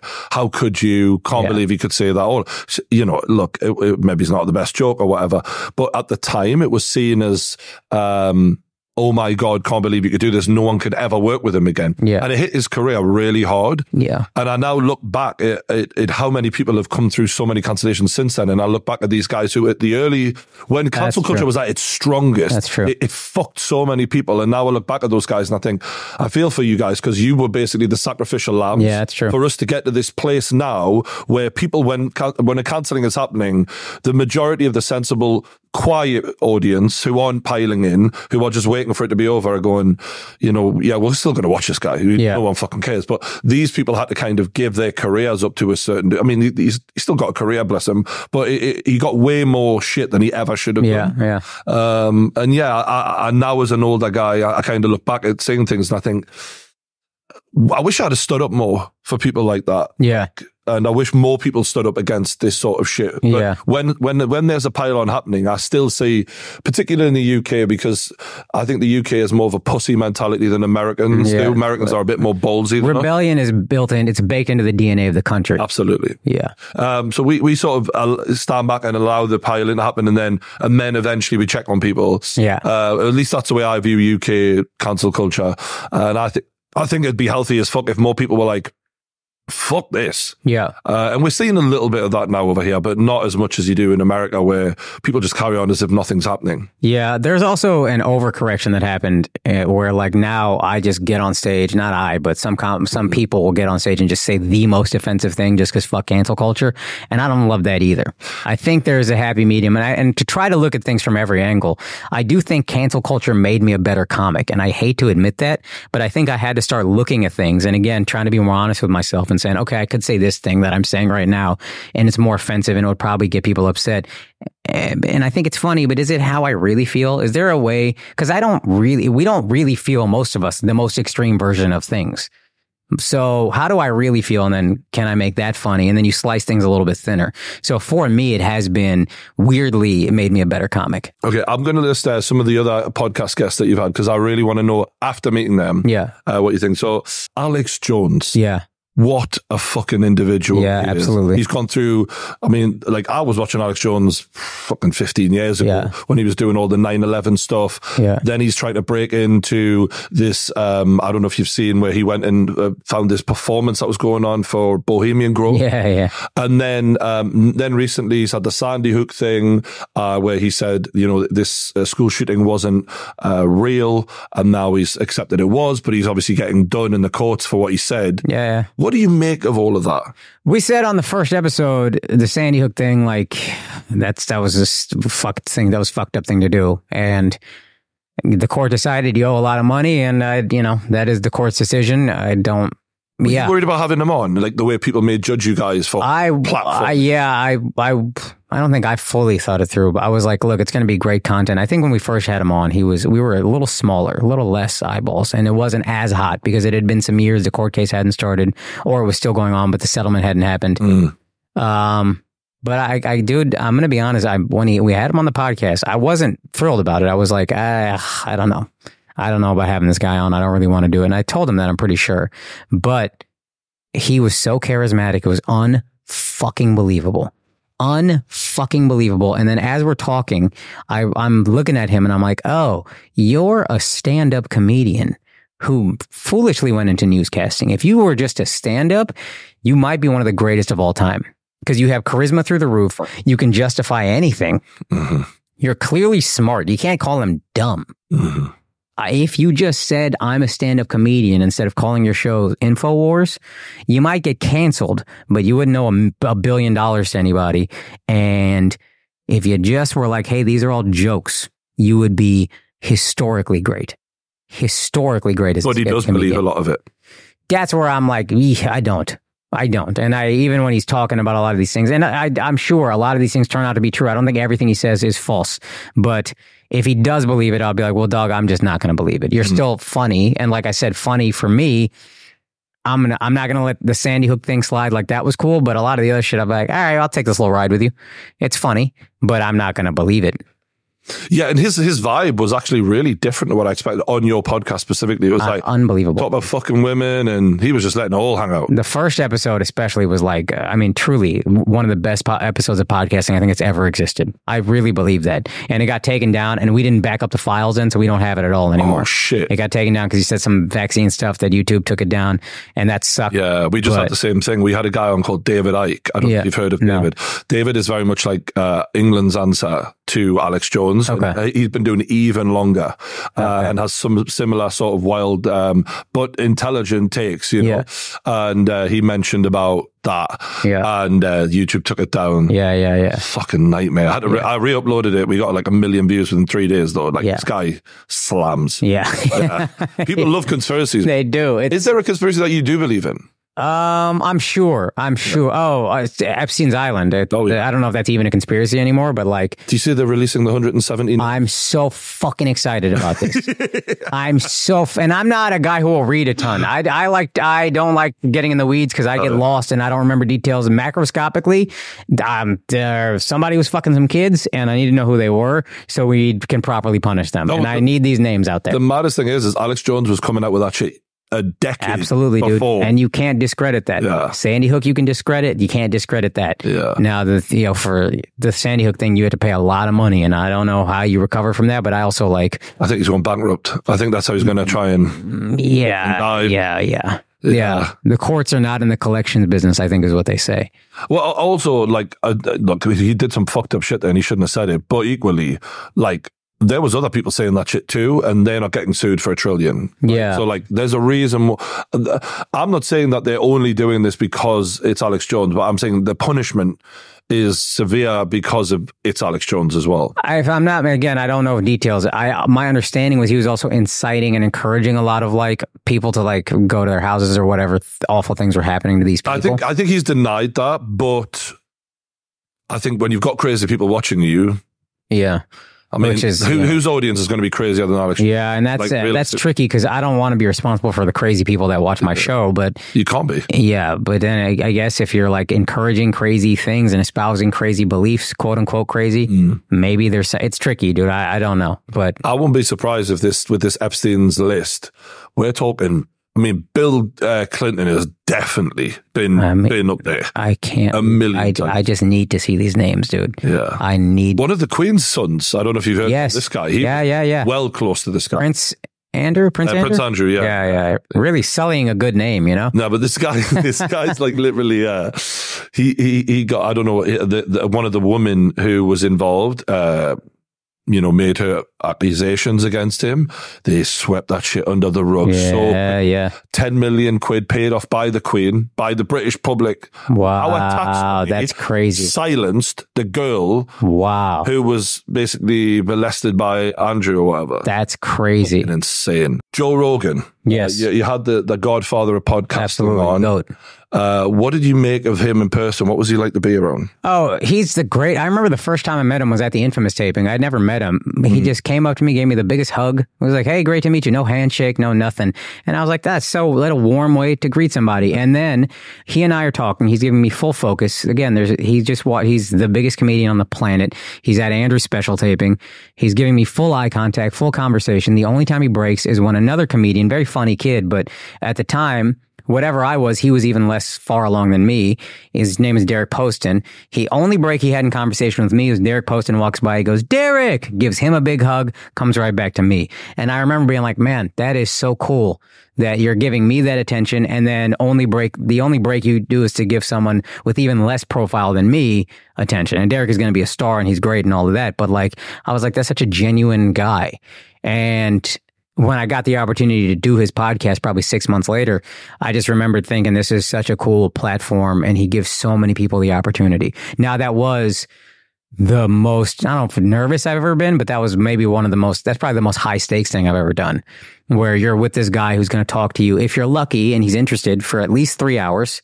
And if he talks to you less than that, he probably fucks up something up and he got bored, but he's going to give you full focus. And I remember thinking my mind will wander a lot. And I was like, I need to lock in for 3 hours, because if this guy with this much money and this much profile is going to do me the favor of having me on his podcast, I better meet his his focus at the very least. But then after that, I started to see more and more people come to the comedy shows, and I just think he's the best guy. Just so helpful, so like giving with everything. I think his comedy club pays so much more than every comedy club. I don't even know how these other clubs are going to stay open, quite frankly, if they sustain this model. But he's not making any money on it. He's just giving it back to the comics, essentially. It's like, this is all goodwill for him. Not even goodwill. It's just like giving back for him, paying forward. Yeah, it's so healthy that he is the guy. Yes. Like sometimes it's the person who didn't strive for power that ends up in power. It's very rare that that happens. Yeah, and it's healthy that he's now the kingmaker. Yeah, I wonder how he deals with that many people who are so desperate for his level, like attention and approval. I know, and I get in my head. I try not to ever, like, I've texted him I think one time maybe twice since doing the podcast. Once was something that I said got picked up by like Time or whatever on the pod, so I sent that to him. And then another time there was this football player, Russell Okung, doing like 30-day water only fasts, which I was crazy. And I just asked him, is this healthy? But I try not to hit him up too much because I don't want him to feel like I'm trying to use, I don't know. To me, I know exactly what you're saying. Yeah. There's certain people who I've got in my phone book where I'm like, I don't want to text you all the time because I don't want to seem like I'm a beg like all these other pricks around you. Yeah, like I'm sure there's so many people just coming at him, and he seems to handle it very well. And maybe he can, whatever I say, I can read people. He can probably do it better, and like he can see who's genuine and who's not. But yeah, it's amazing. He just seems to want genuine, hardworking, plenty people to win. You've had quite a few of the UFC guys on as well. Izzy was on there. Yeah, Izzy. Yeah, Izzy's cool as fuck. He's the best, dude. I love that guy. Another truly genuine, good, warm guy. Yeah, just the best. And what's cool is we met him in 2017 or 2018, I guess, when he didn't really have much. Andrew wasn't really popping off like that, and then we just kind of climbed together. Yeah, I had Izzy on, and I couldn't believe how fucking tall this guy was. Yeah. How the fuck do you make middleweight? Yeah. Like, you are a giant. Yeah. He's taken a break recently after he lost his title. Yeah. But I'm looking forward to seeing him back because I think he is such a special fighter, like one of the most gifted I've ever seen. Selfishly, as someone who has become like, again, we're not good friends, but we'll text each other every once in a while. Selfishly, I'm like, buddy, I would be so happy if you got out. Oh, really? Yeah, I mean, I remember watching him fight. Who was the kickboxer that knocked him out? Pereira. Yeah. I remember watching that fight and being like, yo, Izzy, I get out. Like, this guy's big and he's scary and I'm worried for your health. And when Izzy got knocked out, I was fucked. I was so sad. I'm worried about this guy's health. And then the second fight, I'm even more scared. So I'm like, dog, just get your money and get the hell out of there. Yeah. I love you. All this other shit is really cool what you can do, but what's crazy when you get cool with these guys, you start looking at them like, oh, you're putting your life on the line. I remember. Especially against that cunt. Yeah, exactly. That big motherfucker. So like, yeah, to me, I love all these guys and I want them to get their money, but if I am lucky enough to become friends with them, I'm like, dude, get your money and get the fuck out, please. Because this is not good for your brain, I don't think. Me personally, Izzy could be, he's already one of the greatest ever. He could be the greatest ever if he keeps going. I don't care. Yeah, did you, for a start, that was a legacy-defining moment when he came back and beat the guy who'd beaten him 2 or 3 times in kickboxing and MMA. Yeah. Like, that was one 3. I was like, you're solid now. Yeah. Like, you never have to fight again. No. Like, you proved everything. And we got to interview him a couple days, or maybe 8-9 days later. I think he took the week off and just kind of hung out and relaxed. But he was so happy, and like, I was such a beautiful moment. I'm so happy for him. But then I was like, all right, well, now that your legacy's cemented, I love you, so let's just get the fuck out of here. How about that? In terms of motivation, what is it that like fuels you on a daily basis? I always said I want to be one of the greatest ever. And then I think for me... Is that an ego thing, you think? Probably. And I just want to be one of the all-time greats. And just like, it was like this thing that I would just kind of be like, I want to be one of the all-time greats and settle at that. But I didn't know what was attainable, what wasn't. And for a long time, for my career, it took a long time for me to get any kind of recognition or praise or whatever. And even like headlining at comedy clubs, which is typically something you start doing between 5 and 10 years max, 5 and 8 really, probably. I didn't start getting to do that until I was, I think, 13 years into comedy. So 20 after the pandemic, I did a little bit right before, and then pandemic happened. And so, yeah, I was 13, 14 years deep into comedy when I finally started to go out on the road and do 5 one-hour sets, as opposed to doing 15-minute sets all over the city, whenever you can, 4 or 5 times a week. So for me, that built a lot of confidence where I would look at these guys and be like, oh, I don't know if I can do what they can do, because I would see them in the city. And then when I started doing 1 hour at a time, 4 or 5 times a week, my confidence grew because I got so much better, and I got so much better, so much faster because I had so much catching up to do. I got very like buoyed by that, and I was like, oh, I can do what they can do, and I could probably do it better. And I think not only can I be one of the best of all time, I think it's in there to be the best of all time. And I know that's it's subjective and blah, blah, blah, but like I'm not afraid to say I want to do that anymore. And for me, that just feels like I don't want to do it at the cost of my family, at the cost of a happy marriage. I don't want to do it if my kids are going to hate me, but I want to chase that as hard as I can. I feel like this is the gift God gave me, and I want to give everything I have to it and understand that it is possible if I fucking go after it with everything I have and the most tenacity possible. Stepping forward and going, seeing everything that you've just said is like the first step to that, right? Yeah. Like, because we had the heavyweight champ, Tom Aspinall, on the UFC, and he had this moment exactly where you're describing it, where it's like, oh, now I'm going to speak it out loud and say it. And all of a sudden he was immediately better. Yeah. Like he immediately got better straight away. And hearing you say that it's inspiring, mate. Like, and I just wonder why it took so long for you to get your flowers. Like 13 years, man. You're like, you've been fucking great for a long time. Thank you, man. I think a lot of it is there was an idea of the representation and diversity was big in Hollywood, but there was an idea of what you wanted that representation to act like. Like we want to put an Indian on everything so we can say we got this Indian guy, but you have to do certain things and have a certain politic. And I wasn't, again, I'm a moderate guy, I believe. I don't think I'm super conservative, definitely not super liberal. But I think I'm a very moderate guy, but I'm not, but I'm not going to do the thing where like, I'm not going to just sit there and try to make white people feel bad and feel racist or whatever. I'll probably end up defending those guys because I think what y'all are doing on the extreme is ridiculous. And then just the jokes I would do would typically, like again, that women's rights joke, I don't believe in women's rights. I would do that at like a showcase because that's a very funny joke, but it doesn't align with what you want the minorities you put on your shows to say. So if you sold out, it would have happened quicker, maybe. Yeah. Absolutely. I know for a fact, and I could have played the game and gotten on faster, and that would drive me crazy because I just couldn't do it. But I knew I was so broke, and I was like, I know I could play this game and get further. But I also do believe, it's hard to remember, but deep down inside, I believe there's a ceiling on that. It might be a high ceiling. Some people are taking that ceiling pretty high, but I think it's still a ceiling. And if I am true to me, the ceiling is, there's no ceiling. But when you look at those guys who do take that road, all right, there's a success there. But from my point of view, I'm like, yeah, but I wouldn't want to be you. Yeah. Even though like you've done the thing and you've been the nice guy and, you know, I know you don't like what you're saying. Yeah. I know you don't like who you are. A lot of them are just empty vessels. Yeah, that's what I'm saying. Yeah. You're not a person. You have you don't even dislike what you're doing. You don't like or dislike anything. You just want to be famous and you're just sociopathically after this thing. Yeah. Whereas taking the long road, at least you can look yourself in the mirror and be like, well, at least I'm fucking me. Yeah. Like, I'm a person. And now I'm actually earning it. It really feels like I've earned it. Yeah.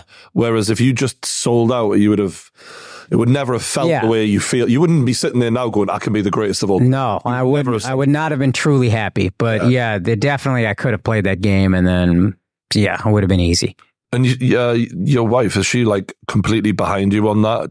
Yeah, she's actually so happy. Like, dude, to me, it still seems tempting, the lifestyle of being like in a bunch of movies and having all the time off. And I'm walking around. I told you I love London. I'm walking around London today, and I was like, oh yeah, if I had more time off, I could just spend a month here.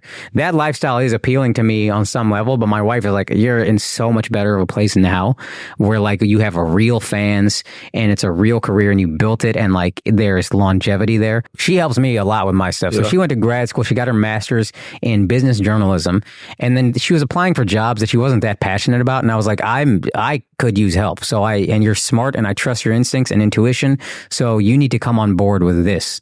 And now she's like, she was a little timid about it at first, but I'm getting her to get more and more comfortable being like, no, say what the fuck you feel. I trust your gut. Say your instincts.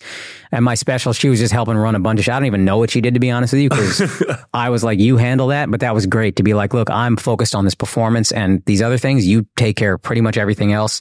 And we had so many other moving parts, and she helped facilitate everything between and it was good that my camera guy and editor afterward was like, I don't know how often Ghislaine wants to come with us, my wife's name, but it was great having her here. So I think that I told her that, and that made her feel a little more confident. And so hopefully, because I grew up with a lot of obviously Indian doctors, and so often the wife runs the practice. Like, she runs the office, she does all the stuff, the doctor goes out. And so to me, that was the most natural thing in the world.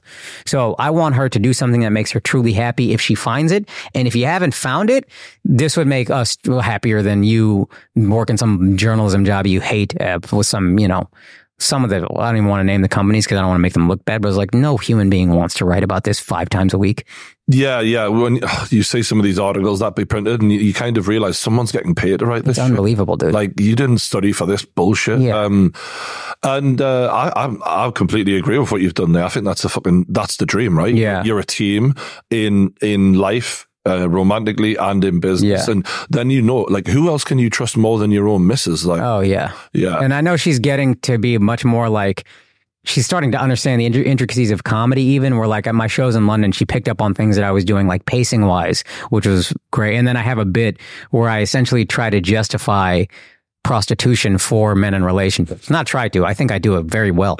But she was like, "That's a great bit." And I was like, that's awesome that she can hear that and be like, oh, that's a great bit. That's so good. I think as a creator, like from my experience, just sitting there and being able to talk to your woman about all of these things that you're going through, like, it really helps to have a sounding board to just play. Oh, absolutely. And she knows there's like, yeah. And if she gets insecure, she can voice it, and I'll talk to her. And I try to make sure within my comedy, and this is where I think therapy's also helped, I don't just bitch about my wife the whole time. A lot of my relationship material I think does well, which a lot of it will be in the special, because I show both sides. I love this woman with all my heart. She's still a pain in my ass. She's amazing. Still a pain in my fucking ass. A lot. Yeah. But you got to present all sides of it. And I think I do a good job of that. And that also helps her feel less insecure about things.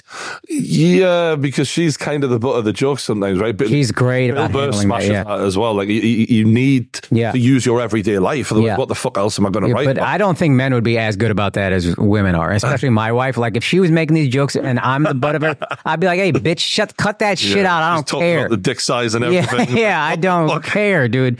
So yeah, she's great about that. She's got a good sense of humor, and then hopefully, she hops on board with this prostitutes idea. What about kids then? I have a bit about this. I've weirdly wanted to be a dad for decades. Whereas like since I was like 12 years old, I've really wanted to have kids. And I would love to. I'm not forcing anything. Whatever happens, but I would love to be a father. I would love, weirdly, this is a more recent thing. If happy, healthy, by far the most important. But if I got to choose, daughter over son. Interesting. Yeah. Because a lot of men do want a son because of the whole legacy, and he's got to be exactly like me, and I need exactly. So what makes you? This again, part of my bit. I only know how to be tough with a dude. I have so little patience with any of the younger brothers and cousins in my family. Like, I'm so hard on them, so I'm tough with them. I don't have softness. I don't know how to access to softness. I'm just like, you're a fucking idiot. Stop fucking up. And I think my son would really hate me. With a daughter, I can find the softness and the lesson and like all of that so much more easily. Be 3-dimensional. one-dimensional, be nuanced, and not yell at them. But with a young male, I feel like I see the stupidity in myself or something. I just don't have that patience. I get so irritated. And I worry if I had a son, I think he'd hate me because I'd be like, you're just fucking stupid. It's fascinating how men treat their daughters differently to their sons and how mothers treat their sons differently to their daughters. Yeah. Like you'll see mothers and daughters just row like fucking hyenas, and same with sons. Like it's like men just want to slap the shit out of their sons.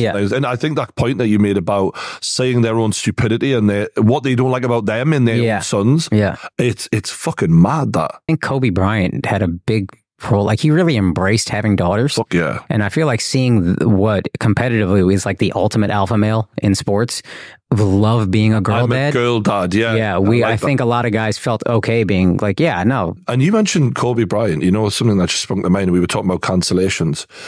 There's a comedian who did this thing when Kobe Bryant died. Ari, I'm fucking glad he's dead. Yeah. Ari Shafir, yeah. What do you think about that? I love Ari. I will say this, his comedy special, Jew, inspired I looked at his special and I was like, oh, this was like impact. The way it looked, it was so fucking beautiful, and it was on YouTube. And I remember there was like and I've told him this on the phone, like that special inspired me. This is the bar. Now the Kobe joke, he doesn't back off of it, and I respect him for not backing off of it. Personally, I didn't love the joke, but I will always defend a comedian's ability to make a joke. I just thought, but I also know like he just put it out there not thinking it was going to go as crazy as it did. I don't think he understood how heartbroken we all were, how unexpected it all was, etc. And I think he's like, dude, I made a joke and it wasn't a good joke. Get over it. And I can completely understand that too. Now, I wish it was a funnier joke or something, but like, yeah, I will always support a comedian's right to make a joke. There was people looking for blood. Yeah, and I understood that. I did understand both sides of it on that. Like, we were all Kobe to me was invincible. And again, another Kobe impact that personally in my life, I'll say to people, I love you very soon. Like, guys, I don't care. If you're a friend of mine, I love you. I'll say it pretty quickly within our friendship. And I got that because Kobe to me was invincible. He would play through every injury. I never thought never crossed my mind that guy could die that young. And when he died, I was like, oh, wow, this is true. Anybody can die at any time. Tell motherfuckers you love them because you don't know what's going to happen. If you love them at all, just say I love you. And I don't, hey man, Izzy, you lost a fight. Hey man, I don't know if Izzy's very open and comfortable with that kind of stuff anyway, but like, dude, I've said it to Joe Rogan. You don't have to say it back to me. I love you for what you've done for me. You don't have to say it back to me. I'm going to say it to you because I don't know what's going to happen in the future. And I don't want to be like, ugh, I was too insecure to say that and now I can't. So I love you. Yeah, that Kobe thing, even in the UK, it made ripples like in the social sphere. Like people were in shock over that. Yeah. And then like even I was I don't know fucking anything about basketball, bro. But I'm watching Michael Jordan cry and I'm like, wow, this is something else. And I hated Kobe when he played. And I say that now because Kobe I'm sure loved knowing how hated he was. Because I don't hate you if you're not great. And his maniacal work ethic, like it's just unbelievable to pursue perfection that well, that long, that insanely, I guess. It just the thought that guy could die young, unbelievable. It just never crossed my mind. You really mentioned work ethic a lot. Yeah. That's something that like you're impressed by, right? Yeah. It's something that you judge people on. Like more than... Yeah, that's a really good pickup. I never... More than anyone I've sat and talked to. Yeah. You mentioned work ethic. Whenever anyone has come up, you're like, work ethic. Yeah. Ethic. Is that something that you're sort of focused on in your own self? I guess so. Watching my mom my whole life, she just worked. And I always felt like things didn't come to me so easily. And not that I couldn't pick things up, but like things didn't happen for me so easily. And I also think... What do you mean by that? As in like abilities? Like you had to work harder? Like my comedy career took so long to get off the ground. Now, here's what I'll also say. I thought I worked hard, but I didn't understand what hard work really was. And I wasn't lazy, but I will say there's a difference. We talk about being obsessed with something. I think I was obsessed with comedy in thought, but I think there's a difference between... This is something I've realized and I wanted to help everybody know. Yeah, being obsessive in thought is very different than being obsessive in action. Now I am obsessive in action for the past 4 years, and also understanding as I started doing these hours of comedy, I could get to that greatest ever maybe if I'm obsessive in action. That helped me do it. But everything I do now pretty much every single thing I do is with this in mind. Even if I'm taking some time off, it's with the in mind. The ultimate goal is to be the best to ever do this. So even if I'm taking a week off, I've calculated, you know what, I think I need to take a week off.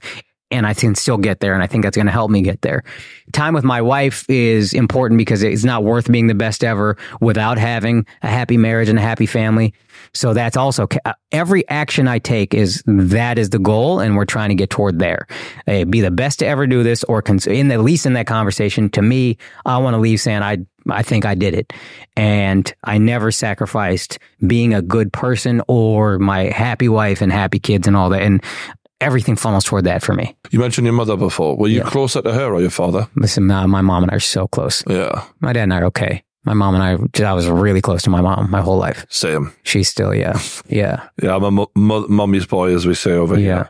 And do you think that when you were looking for women, you were in the back of your head, were you thinking, I want the kind of quality she had in a woman? Or were you starting from a clean slate? Very cognizant of it. And then I think even more so, though, I was like, I want to be better than my dad was. Because I always felt like my dad wasn't good enough. Same. So, to her. So I was like, and then I probably overcompensated. And then I would build up resentments and never just be like, hey, this. And then, dude, the biggest thing in our relationship when we were going through really rocky times, I would be like, she takes me for granted. She X, Y, and Z. And I'd put all these qualities on her. And then I realized I just never voiced what I was feeling. She doesn't care how I feel. I never tell her how I'm feeling. What the fuck are you talking about? So that was something I had to navigate too is, I think I started to make myself my mom and being like, oh, I'm in the same situation as her where this person takes me for granted and all these other things. And it's like, yeah, it's all good and bad. It's crazy how everything is a little bit good and a little bit bad. Trying to be different than what I felt my dad was and trying to be this perfect husband is a great thing, but also there's like a downside to it where then I started worrying, oh my gosh, am I becoming my mom? Am I this? Am I that? And it's like, well, that's just as foolish because you're just making a bunch of assumptions. It's a complicated thing to unwind when you have. And when you got married, did you ever think, you know what, maybe I was a little bit harsh on my dad? Like maybe, you know, or did you not? Did you still maintain that? Yeah, I maintained a lot of I maintained. I will say this for my mom. I was like, oh, you're not perfect. When I saw how she interacted with my wife, I was like, oh, okay, yeah, you're not perfect. I see a little bit of the insanity, but you're still an amazing mom and you still you deserve the world. But I started looking at her, you know, again, therapy helped is like, it's okay to admit she's not perfect and still love her and say that she was an amazing mom and I'm so lucky I had her. But yeah, she's not perfect. She's a little bit nuts. That's okay. Yeah. I mean, we all are. All women are, especially. Yeah. But no, and you were talking about, earlier, I'm just things come back to me sometimes. No, I love that. You're a fucking great interviewer, actually. Oh, thank you, bro. I appreciate that a lot, man, coming from you. And you mentioned you stayed celibate till 30. Yeah. Were you watching porn and stuff? Oh, yeah, I was doing that. Yeah. Because for me, that must have been a huge part of getting through that. I would assumed. Yeah, I don't know there was a huge part or whatever, but it was just like, hey. I would try not to. I think I went a year and a half without jerking off once, and then another time went 10 months without just doing anything. Fuck, bro. Full celibacy. And that was great. And I just didn't miss it. It wasn't like a thing. And then I broke and that was something I would regret and whatever. And I try not to even now. Now I'm trying not to be so I don't watch porn, but I try not to be so crazy about it. To uncouple yourself from this idea that it's some thing that you got to repent for or whatever. If it hasn't happened, but if it did, you know.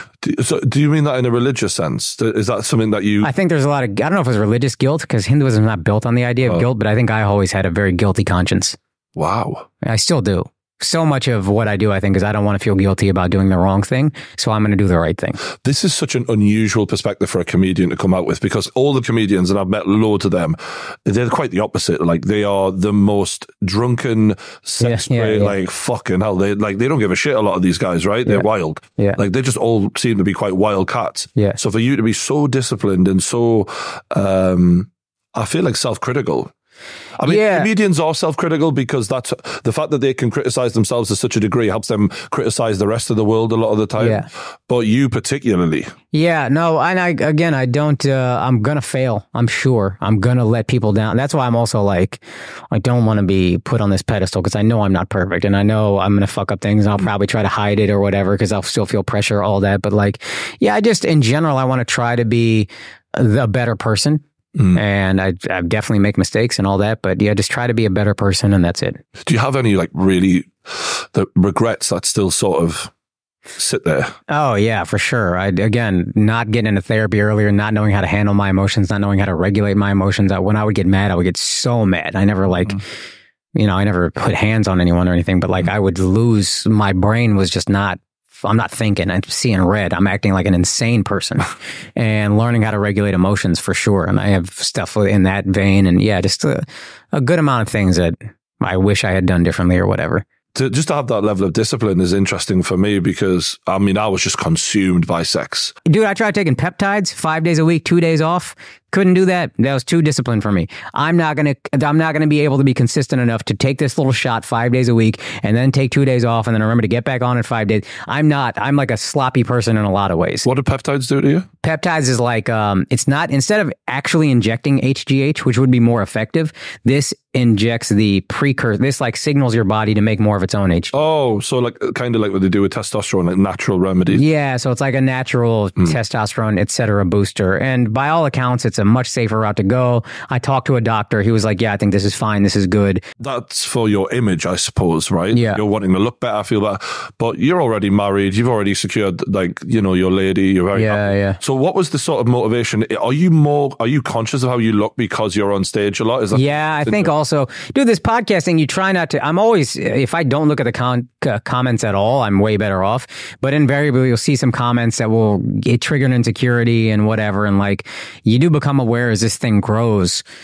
Flagrant's at averaging probably 1 million an episode. There's 1 million people watching me every week. Weird, isn't it? It's a crazy fucking thing, man. It's so fucking weird. And it's a blessing, and I'm not complaining about it, but there's times where your insecurity is holy fuck, 1 million people are seeing, I'll say a stupid thing, and I'll regret it, and I'll be like, 1 million people saw that. 3, 4, 5 million people, depending on the episode, saw me just be an absolute fucking retard just now.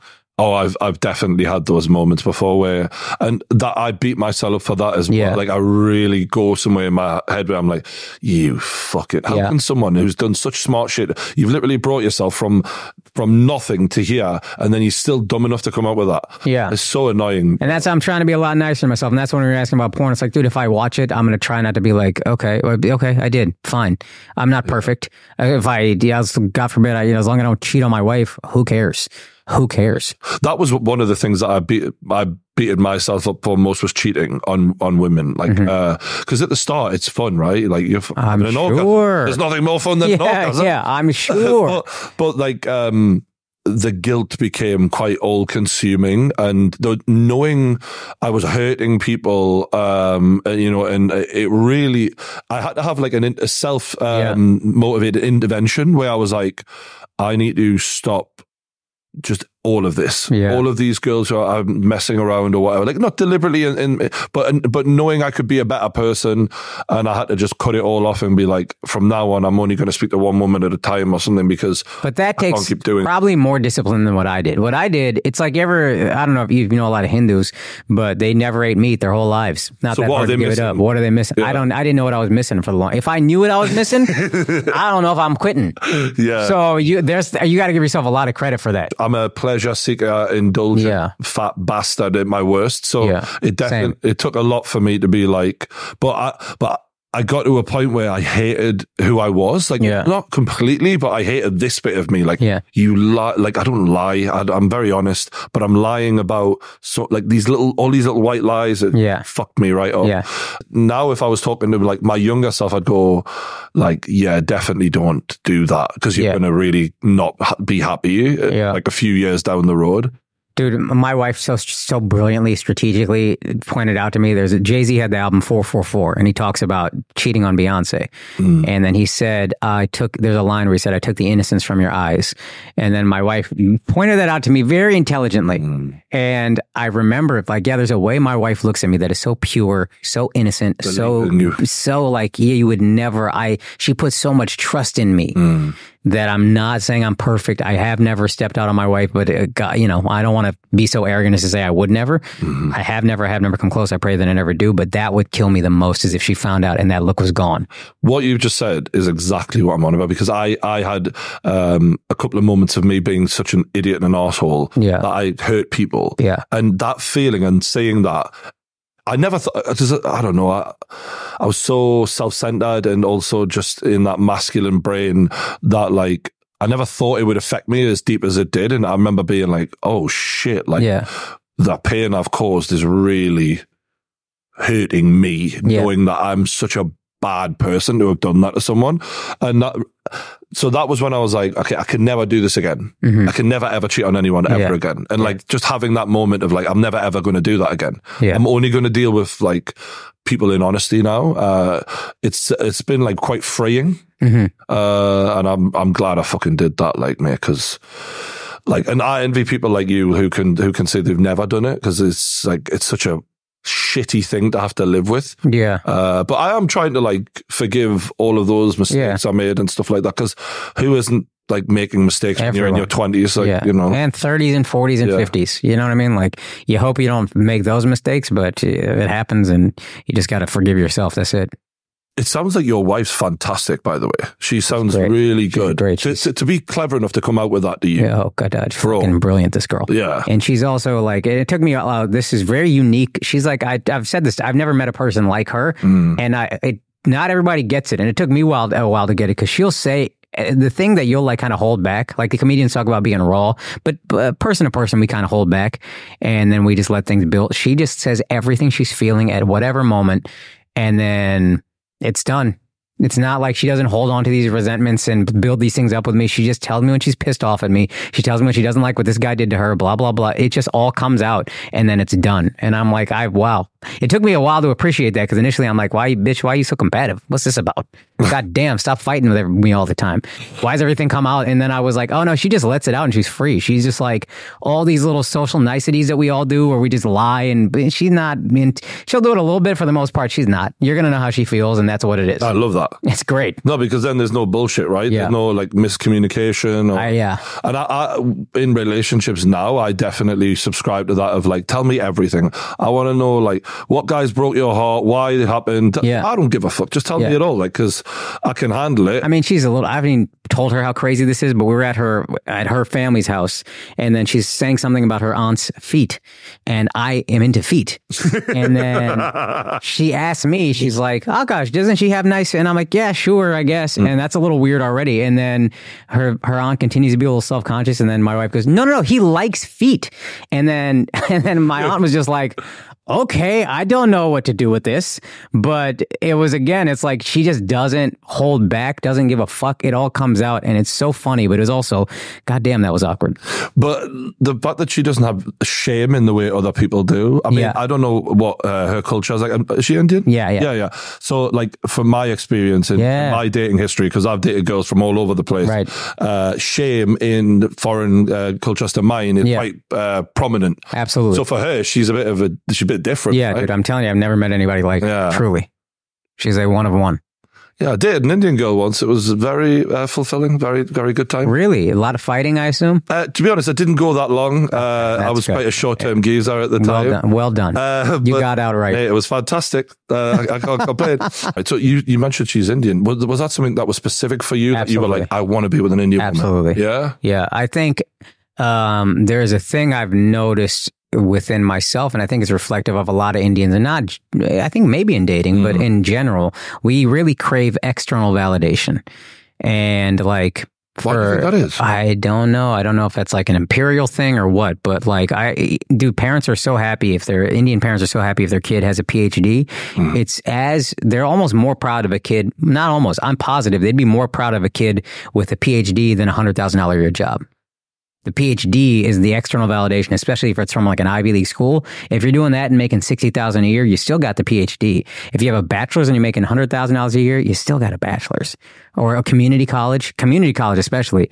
And I think... Does that mean like appearances is more important than like reality? Yeah, I don't know. It just seems like external validation. And I used to really crave that. And like, I was ashamed of being Indian, and I realized at one point, I want to pass my culture on to my child. And it's just much easier to do it if I marry an Indian girl. Because if I was half anything, I would have chosen that over being Indian, the way I grew up. And then additionally, I think I would see like Indian friends of mine being like, they literally would say, I would pass a gorgeous Indian girl over to get with an average white girl. And I was like, oh, well, I don't want to do that. And I happen to be very in love with my wife and blessed in all these ways. But I was like, I don't when I think about setting the example, I want to show y'all that this can work too. And there can be a beautiful love here. And you don't need to seek this external validation all the time. And even when I think about my special, like I'm going to send it to all the streamers, and not all, I'll send it to 1 or 2 streamers. But if if you don't let me do it my way, I don't even care if you're interested. I'm not going to do it with you. It's going to, because I don't want to chase that external validation anymore. I want to feel validated. I want us as a people to feel validated. I don't want to care what they're saying about us, who's validating us on the outside. Let's love ourselves and let's move forward with that. And that was part of why it was important for me to marry. Do you have any interest in, I don't know if you've done this already, but going back to India? Yeah, I performed a couple shows there and I loved it. Now, the thing is, freedom of speech in India is not quite freedom of speech in America. Like, you can't make jokes about other religions in India. So the comics have been thrown in jail for the perception being that they made jokes about. Now, I think it probably made it worse that it was a Muslim comic and they thought the joke was about Hindus. But the Constitution is the Constitution. So for me, I will right now I'm just doing pop-up shows in India because I just don't want to risk some idiot getting offended that bought tickets that have been on sale for 2 months and, oh, I've heard this guy is funny. And then they're like, well, I'm not okay with this. And then I'm in trouble. So a pop-up show, I'll just announce like 2 days before the show, small venue, tickets will sell out. They're my fans because clearly they got the tickets quickly. And then I can do, what I'm bringing to the table. You've signed on for it. And then we just have a blast. And those shows have been so fun. Were you pre-med? Yes, I was. Okay, so you've talked to me already about how important it is to be a medical student and all of this. So you were you a little bit frowned upon when you went this direction? 1,000%. That's another reason I'll always be so grateful to my mom is I graduated college in 2006.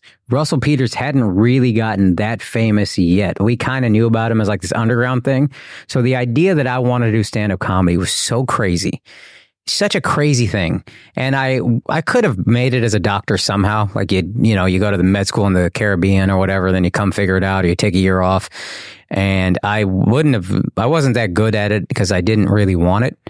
I didn't do that well in school and all that. But when the opportunity came to pursue comedy, move out to LA and pursue comedy, I asked my mom and she said, yeah, go, because I would rather even if you can't do it, than wonder for the rest of your life. That's such good advice. Which was amazing. And in the first 2 years when I'm broke as fuck and I'm not making any headway, the first probably 5, 6, 7 years, but the first 2, 3 years I had nothing. She would literally get told by other Indian uncles and aunties, you're a bad mom. Why are you letting him do this? This is such a mistake. And she just ate it. And she didn't, I'm sure she fought a couple of them, argued with them, whatever, but she just kind of let me pursue this thing that I needed to do. And I'm so grateful for that because that took a lot because societal pressure means a lot in Indian culture. Mm-hmm. When you talk about shame, a lot of that is dictated by other people and how they view you. Absolutely. So for the whole community to be looking at her like, what the fuck is she doing? And the family was we had lost businesses. We were broke at that point. So we just looked like a joke in every way. And I'm so thankful that she was willing to take that on the chin. And I guess because I'm mostly a good kid, you know what I mean? I didn't drink. I wasn't chasing girls. So maybe when she saw I was very serious about this, that made her believe at the very least I have to let him do it. But yeah, that was a thing. That was a real thing for her. She must be like, who's laughing now? Eh? Yeah. She takes pride now, and she doesn't. I want to gloat to some of these people who said these things. She doesn't even think about that often, but yeah, she's very proud now, and she loves that they're proud. And then some other uncles and aunties have been like, hey, my son wants to pursue this. Could your son talk to him? And I'm going to be like, all right, but I'm going to tell them this shit is not easy. I'm going to be very honest with them. And what I would tell them is if you're willing to sacrifice everything and still maybe not make it, then this is to go ahead. But you got to be honest. I didn't go out with friends. I didn't do anything. I made no money for a long time and I was willing to do it. I love hearing you talk about your mother like that because my mother definitely was exactly the same, willing to go against what everyone said for me to be happy. Yeah. And she definitely had, she obviously loves you so much, mate. And you mentioned going to New York and LA and all these places to further your comedy. What year, age-wise, did you grow the most as a person, do you think? I remember thinking at 30, things were kind of settling down in my brain. Right. And I just felt more mature. And I don't know if I was, but I felt it. And then 34... I got into therapy at 31 when I met my now wife. At the time we were dating, and I was just like, I was losing my temper for shit, and we're getting these fights, and it was like, I don't want to be this. I know I need to go to therapy. Let's just go. And that sounds like you're going to prison. Yeah. And it's because it's a hard step to take. It's I don't know why. When you get in there, you're like, oh, this is great. What was I waiting for? But initially getting in there, it just seemed so. I wasn't super into it. I knew I wanted to go, but it was getting in was tough. But then 34, 2018, we went flat broke. Like I was on a bunch of MTV shows in 2017, lost all of them in 2018. They all didn't get picked up or I wasn't on them. And I wasn't rich in 2017, but for me back then, yeah. And so the money just keeps dwindling and dwindling. And I had this thing, Flagrant, that I thought, I was like, I think this could be big, but it's just kind of a hope at that point. And my wife and I are just fighting all the time and whatever. And then I hit like a real bottom toward the end of 2018. And then from there, my girl and I kind of split for a little bit, and it wasn't like an official breakup, but we took like a little bit of a break. Painful, bro. Yeah. My mom said some crazy shit to her, and I kind of sided with my mom, and it was all this stuff. And like, I regret how I handled it, and I regret how I handled losing my money and career stuff and all that. But once I hit that kind of bottom, I knew I had to really climb out of this thing and take ownership of my own life and my own emotions and my own mentality. And that was a big turning point. It was the end of 2018 into 2019. I remember really starting to the therapy kind of took hold, for lack of a better word. And all these things accountability as well, though, right? You were fucking looking at yourself in the mirror and admitting mistakes, which is not everyone can do that. Yeah. And not like the weird mistake was I kind of needed to say what I wanted more. And if I don't want to do something, I don't want to do it. Stop trying to please everybody else. And that was oddly the main mistake I was making. But yeah, for me, and then just being smarter with money and not just banking on, this thing will happen. This thing will happen. I wasn't spending like a rapper or anything, but I was just kind of like, I have a little bit of savings. We'll be okay. And then 2019, we moved out to Jersey, out in the sticks, and it was a cheap apartment. And I just stayed there. I stopped. I never went out with friends and drank, but I had to have an honest conversation with myself. Like, I waste a lot of time with friends. So I stayed in the house. I would write a lot more. I was taking the train 2 hours to Flagrant, 2.5, 3 hours, whatever it took. And I just really focused and buckled down. And that's how I kind of climbed out of it. Isn't it funny how when we're younger, we think, by 30, I'll have it all figured out. Yeah. Like, you hit 30 and you realize, fucking hell, I've got so much growth still to do. I think 40, I'm going to do the same. I'm about to be 40. I think 50, I'll look at 40 and start laughing at it. Fucking great. Thank you, dude. Lack of testosterone helps.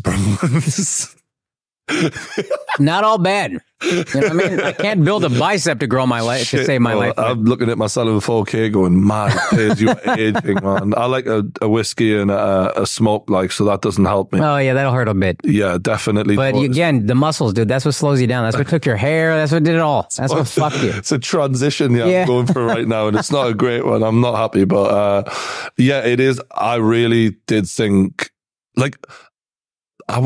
the building blocks were there by the time of 30, but in my early 30s, I went through so much crazy shit that I was sort of disappointed in myself for God, come on, man. Yeah. You should be a bit more ahead of the game than what you are now. And not only now do I feel like when I get thrown such weird stuff on a monthly basis where I've been let down by people, but I'm handling it so much more like a grown ass man now than what I ever did. Yeah. Not that I freaked out or anything before, but I just made bad choices. And I think that people out there feel such pressure to be the complete article by 30. Yeah. And that's just not how it is. No chance. That's a really bad idea that's sort of out there in society right now. And even like we mentioned earlier about the dating market, the pressure on people to settle down by 30, and it's extreme, especially women, to be fair. Well, which sucks for women because they do have a clock. Oh, 1,000,000%. We can't deny that they have a clock. We can fuck around. Yeah, big time. My wife is 9 years younger than me, and for me, if she was getting married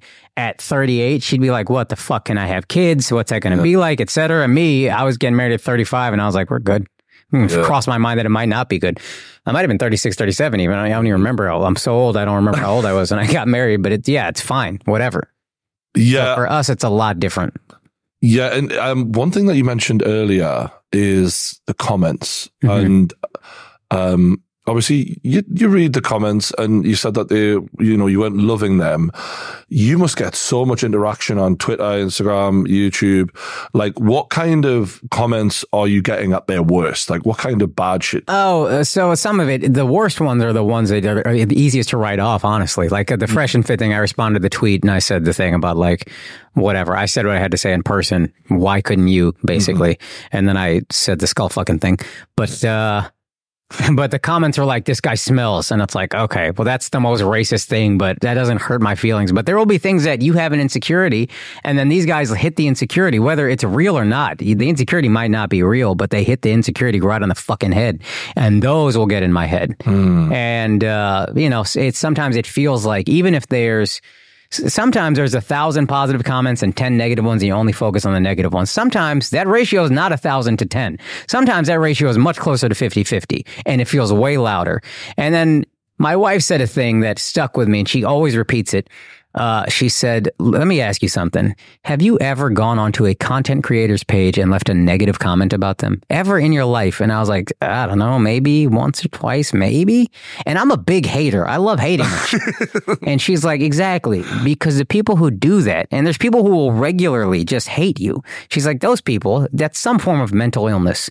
Constantly just leave negative comments on people's creations. You can't take those people seriously. They're not right in the head. And it's much easier said than done to remember that, but that does help settle me down, especially when there's certain guys who just violently hate me for no reason. It's like, I think that's more you than me. Oh, for sure. I've seen a great sketch by this guy who was talking about how he gets up for his day of hating online. Oh, yeah. And it was all about how he's like, I've left that comment and then I'm going to comment under another profile and make it look like he said, you know what I mean? Yeah. It really did ridicule them in the most perfect way possible of like, this is your life. Like, what? And but I always think like, God, if you knew like what I had to go through to get to the sort of success I've got, which isn't exactly fucking, I'm not Joe Rogan. Do you know what I mean? I've done all right for myself. You'd be supporting and cheering me on, thinking, how did you fucking get through all that shit? Yeah. And that's where I'm confused. So, I mean, I just took a stance at one point of going, I'm turning off my Twitter replies, I'm turning off my Instagram. And it ain't because it's damaging me mentally. It was the time I was spending reading it I didn't want to use. I was like, you guys think that you're getting to me, but I'm more like, why am I engaging in this? Yeah. My time is the most valuable thing I have. And I don't want to waste that reading bullshit off losers. Yeah. What I want to do is be so focused, like the kind of focus you've described in this podcast, in terms of creating good shit. I just want to create. I don't want to read this bullshit. So when I switched the replies off, I had a few people like, oh, you're a pussy, you're a bitch, you can't take it. I'm like, you don't even get me, mate. I'm trying to give every minute I can to what I'm doing, not to you. And it's funny because some of them then DMing, oh, switch you pussy, you switch your comments off, and I could say it's really wound them up that they didn't get to do the thing that they've been doing to all these other people. But the way you've just described it about these people who I've never, I don't think, left a comment on a creator's page, video, anything ever that's negative.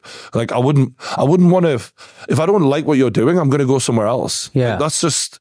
Yeah, why hurt your feelings? I'm sure I've thought about it. Maybe I've done it, but I'm sure I've thought about it. But then it's like, oh, why? When you get to actually pressing send, I think you'd be like, why am I doing this? And I don't think it's worth it. Now, for me, my battle is getting inside my head. Sometimes I can really get inside my own head.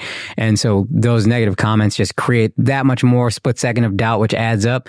But I honestly think what you have is a much healthier thing. It's like, well, I don't want to waste my time. Which is great. Don't get me wrong. I'm not saying I've never been affected by it because I'm not bulletproof. Like when I was in really low moments, then reading all of the negativity, it was like a double team. All right, I'm beating myself up. Now you lot are telling me. That's when it's really important. This is scary. And I've realized that when I'm in my head, that's when it's the most important not to. Because what I would do is I would go and be like, look, people like me in the comments, and I would read the good ones, and then the couple negative ones would destroy me. So I'm like, even when you're in your most in your head, just that's when you gotta be. In your lowest moments, keep that shit off. Ricky Gervais told me on a podcast I did with him, and I don't normally name drop, but it's a hell of a name. And he goes, it's a heavy one to drop. In order to conduct the orchestra, you've got to turn your back on the audience. Oh, fuck. That's fire. And I was like, that's fire. Just ignore them. And that's why when YouTubers, for example, So say to their audience, like, what do you want me to talk about? What do you want to do? I'm like, you should be telling them what you want to fucking talk about. Exactly. Be you and stop worrying about what everyone else is thinking about you. And since I did that, don't get me wrong, I do miss like interacting with fans as much because, and I don't want people to think like, oh, he's got his comments switched off because he's too good to listen to us. Yeah. It's not that. It's just the amount of shit and sludge you have to trudge through to actually find the good people who are worth interacting with. It just becomes a waste of time. Absolutely. It's not worth the actual, all right, I got these nice comments, but then all these dickheads, because I talk a lot about sports. Yeah. And sports fans are the dumbest motherfuckers in the world. No offense, because I am one. I'm too. But the tribalism of when you pick on a certain team who you hurt their fans' feelings, it's like the lack of logic and common sense. And I get it, because that's what we love about sports. It's an escape from our everyday life, and we get to be tribal. Yeah, it's primal. It's fun. Yeah. But the dumbass shit that comes after the game's over, it's just boring. And like that, I know there's like a hooligan culture. I don't know if that still exists in football here, but like NFL, you see fights in the stands all the time. It's like, dude, I hate going to sports bars. I hate watching. And then somehow you think we have some kind of a rivalry or friendly rivalry or even camaraderie because of who we root for. I don't fucking know you, man. I don't fucking know you. I just want to watch this game. I want to watch the Cowboys let me down in peace. That's all I want. I just want to watch them lose alone. That's it.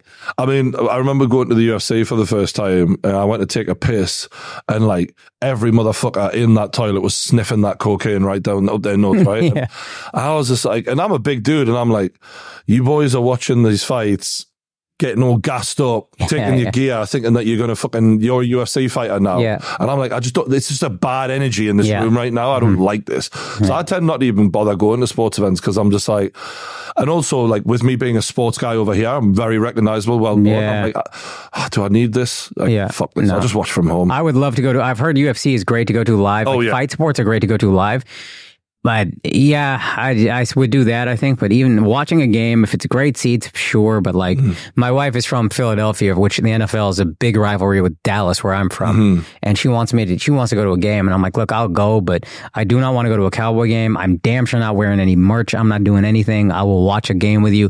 And I'll peacefully just be like, y'all, God bless. I'm not doing this back and forth arguing thing. Shut up. Yeah, you're very lucky that you don't make content about it, because it's painful. Well, I do love sports, and I would love to make content about it. That's the thing, is you're passionate about it. Yeah. You love sports. I love sports. That's great. That's how you got started. Absolutely. Through Geordie. That's right, yeah. You remember. Yeah, I remember. But like, you know, at a certain point, it's like, dude, this is all we're going to do is just shit on each other about our opinions. Can we just enjoy having the opinions? That's it. I'm going to ask you one last question, bro. I've fucking really enjoyed having... This has been great. I get it, man. I really like hanging out with you and Andrew. Likewise. So my final question, I think I might know the answer to this, is how would you like to be remembered? Oh, yeah. Everything I said, I want to be remembered as the greatest comic of all time, ideally. But then this is a guy who's also a good person, or at least tried to be a good person, but never going to be perfect. But like, yeah, he was happy. He was true to his family, and had a great relationship with them, and carried on a legacy and built a legacy, I think. If there's a word that comes to mind from talking to you today, I would say honorable. Oh, I hope so. Very honorable dude. I try. Yeah. I try to be. I respect it. This was Akaash from the Flagrant podcast on the True Geordie podcast. Big love. Appreciate it. Don't forget to subscribe to Akaash's channel. Hit the like button. Subscribe to this channel. Thanks for watching. We'll see you on the next one.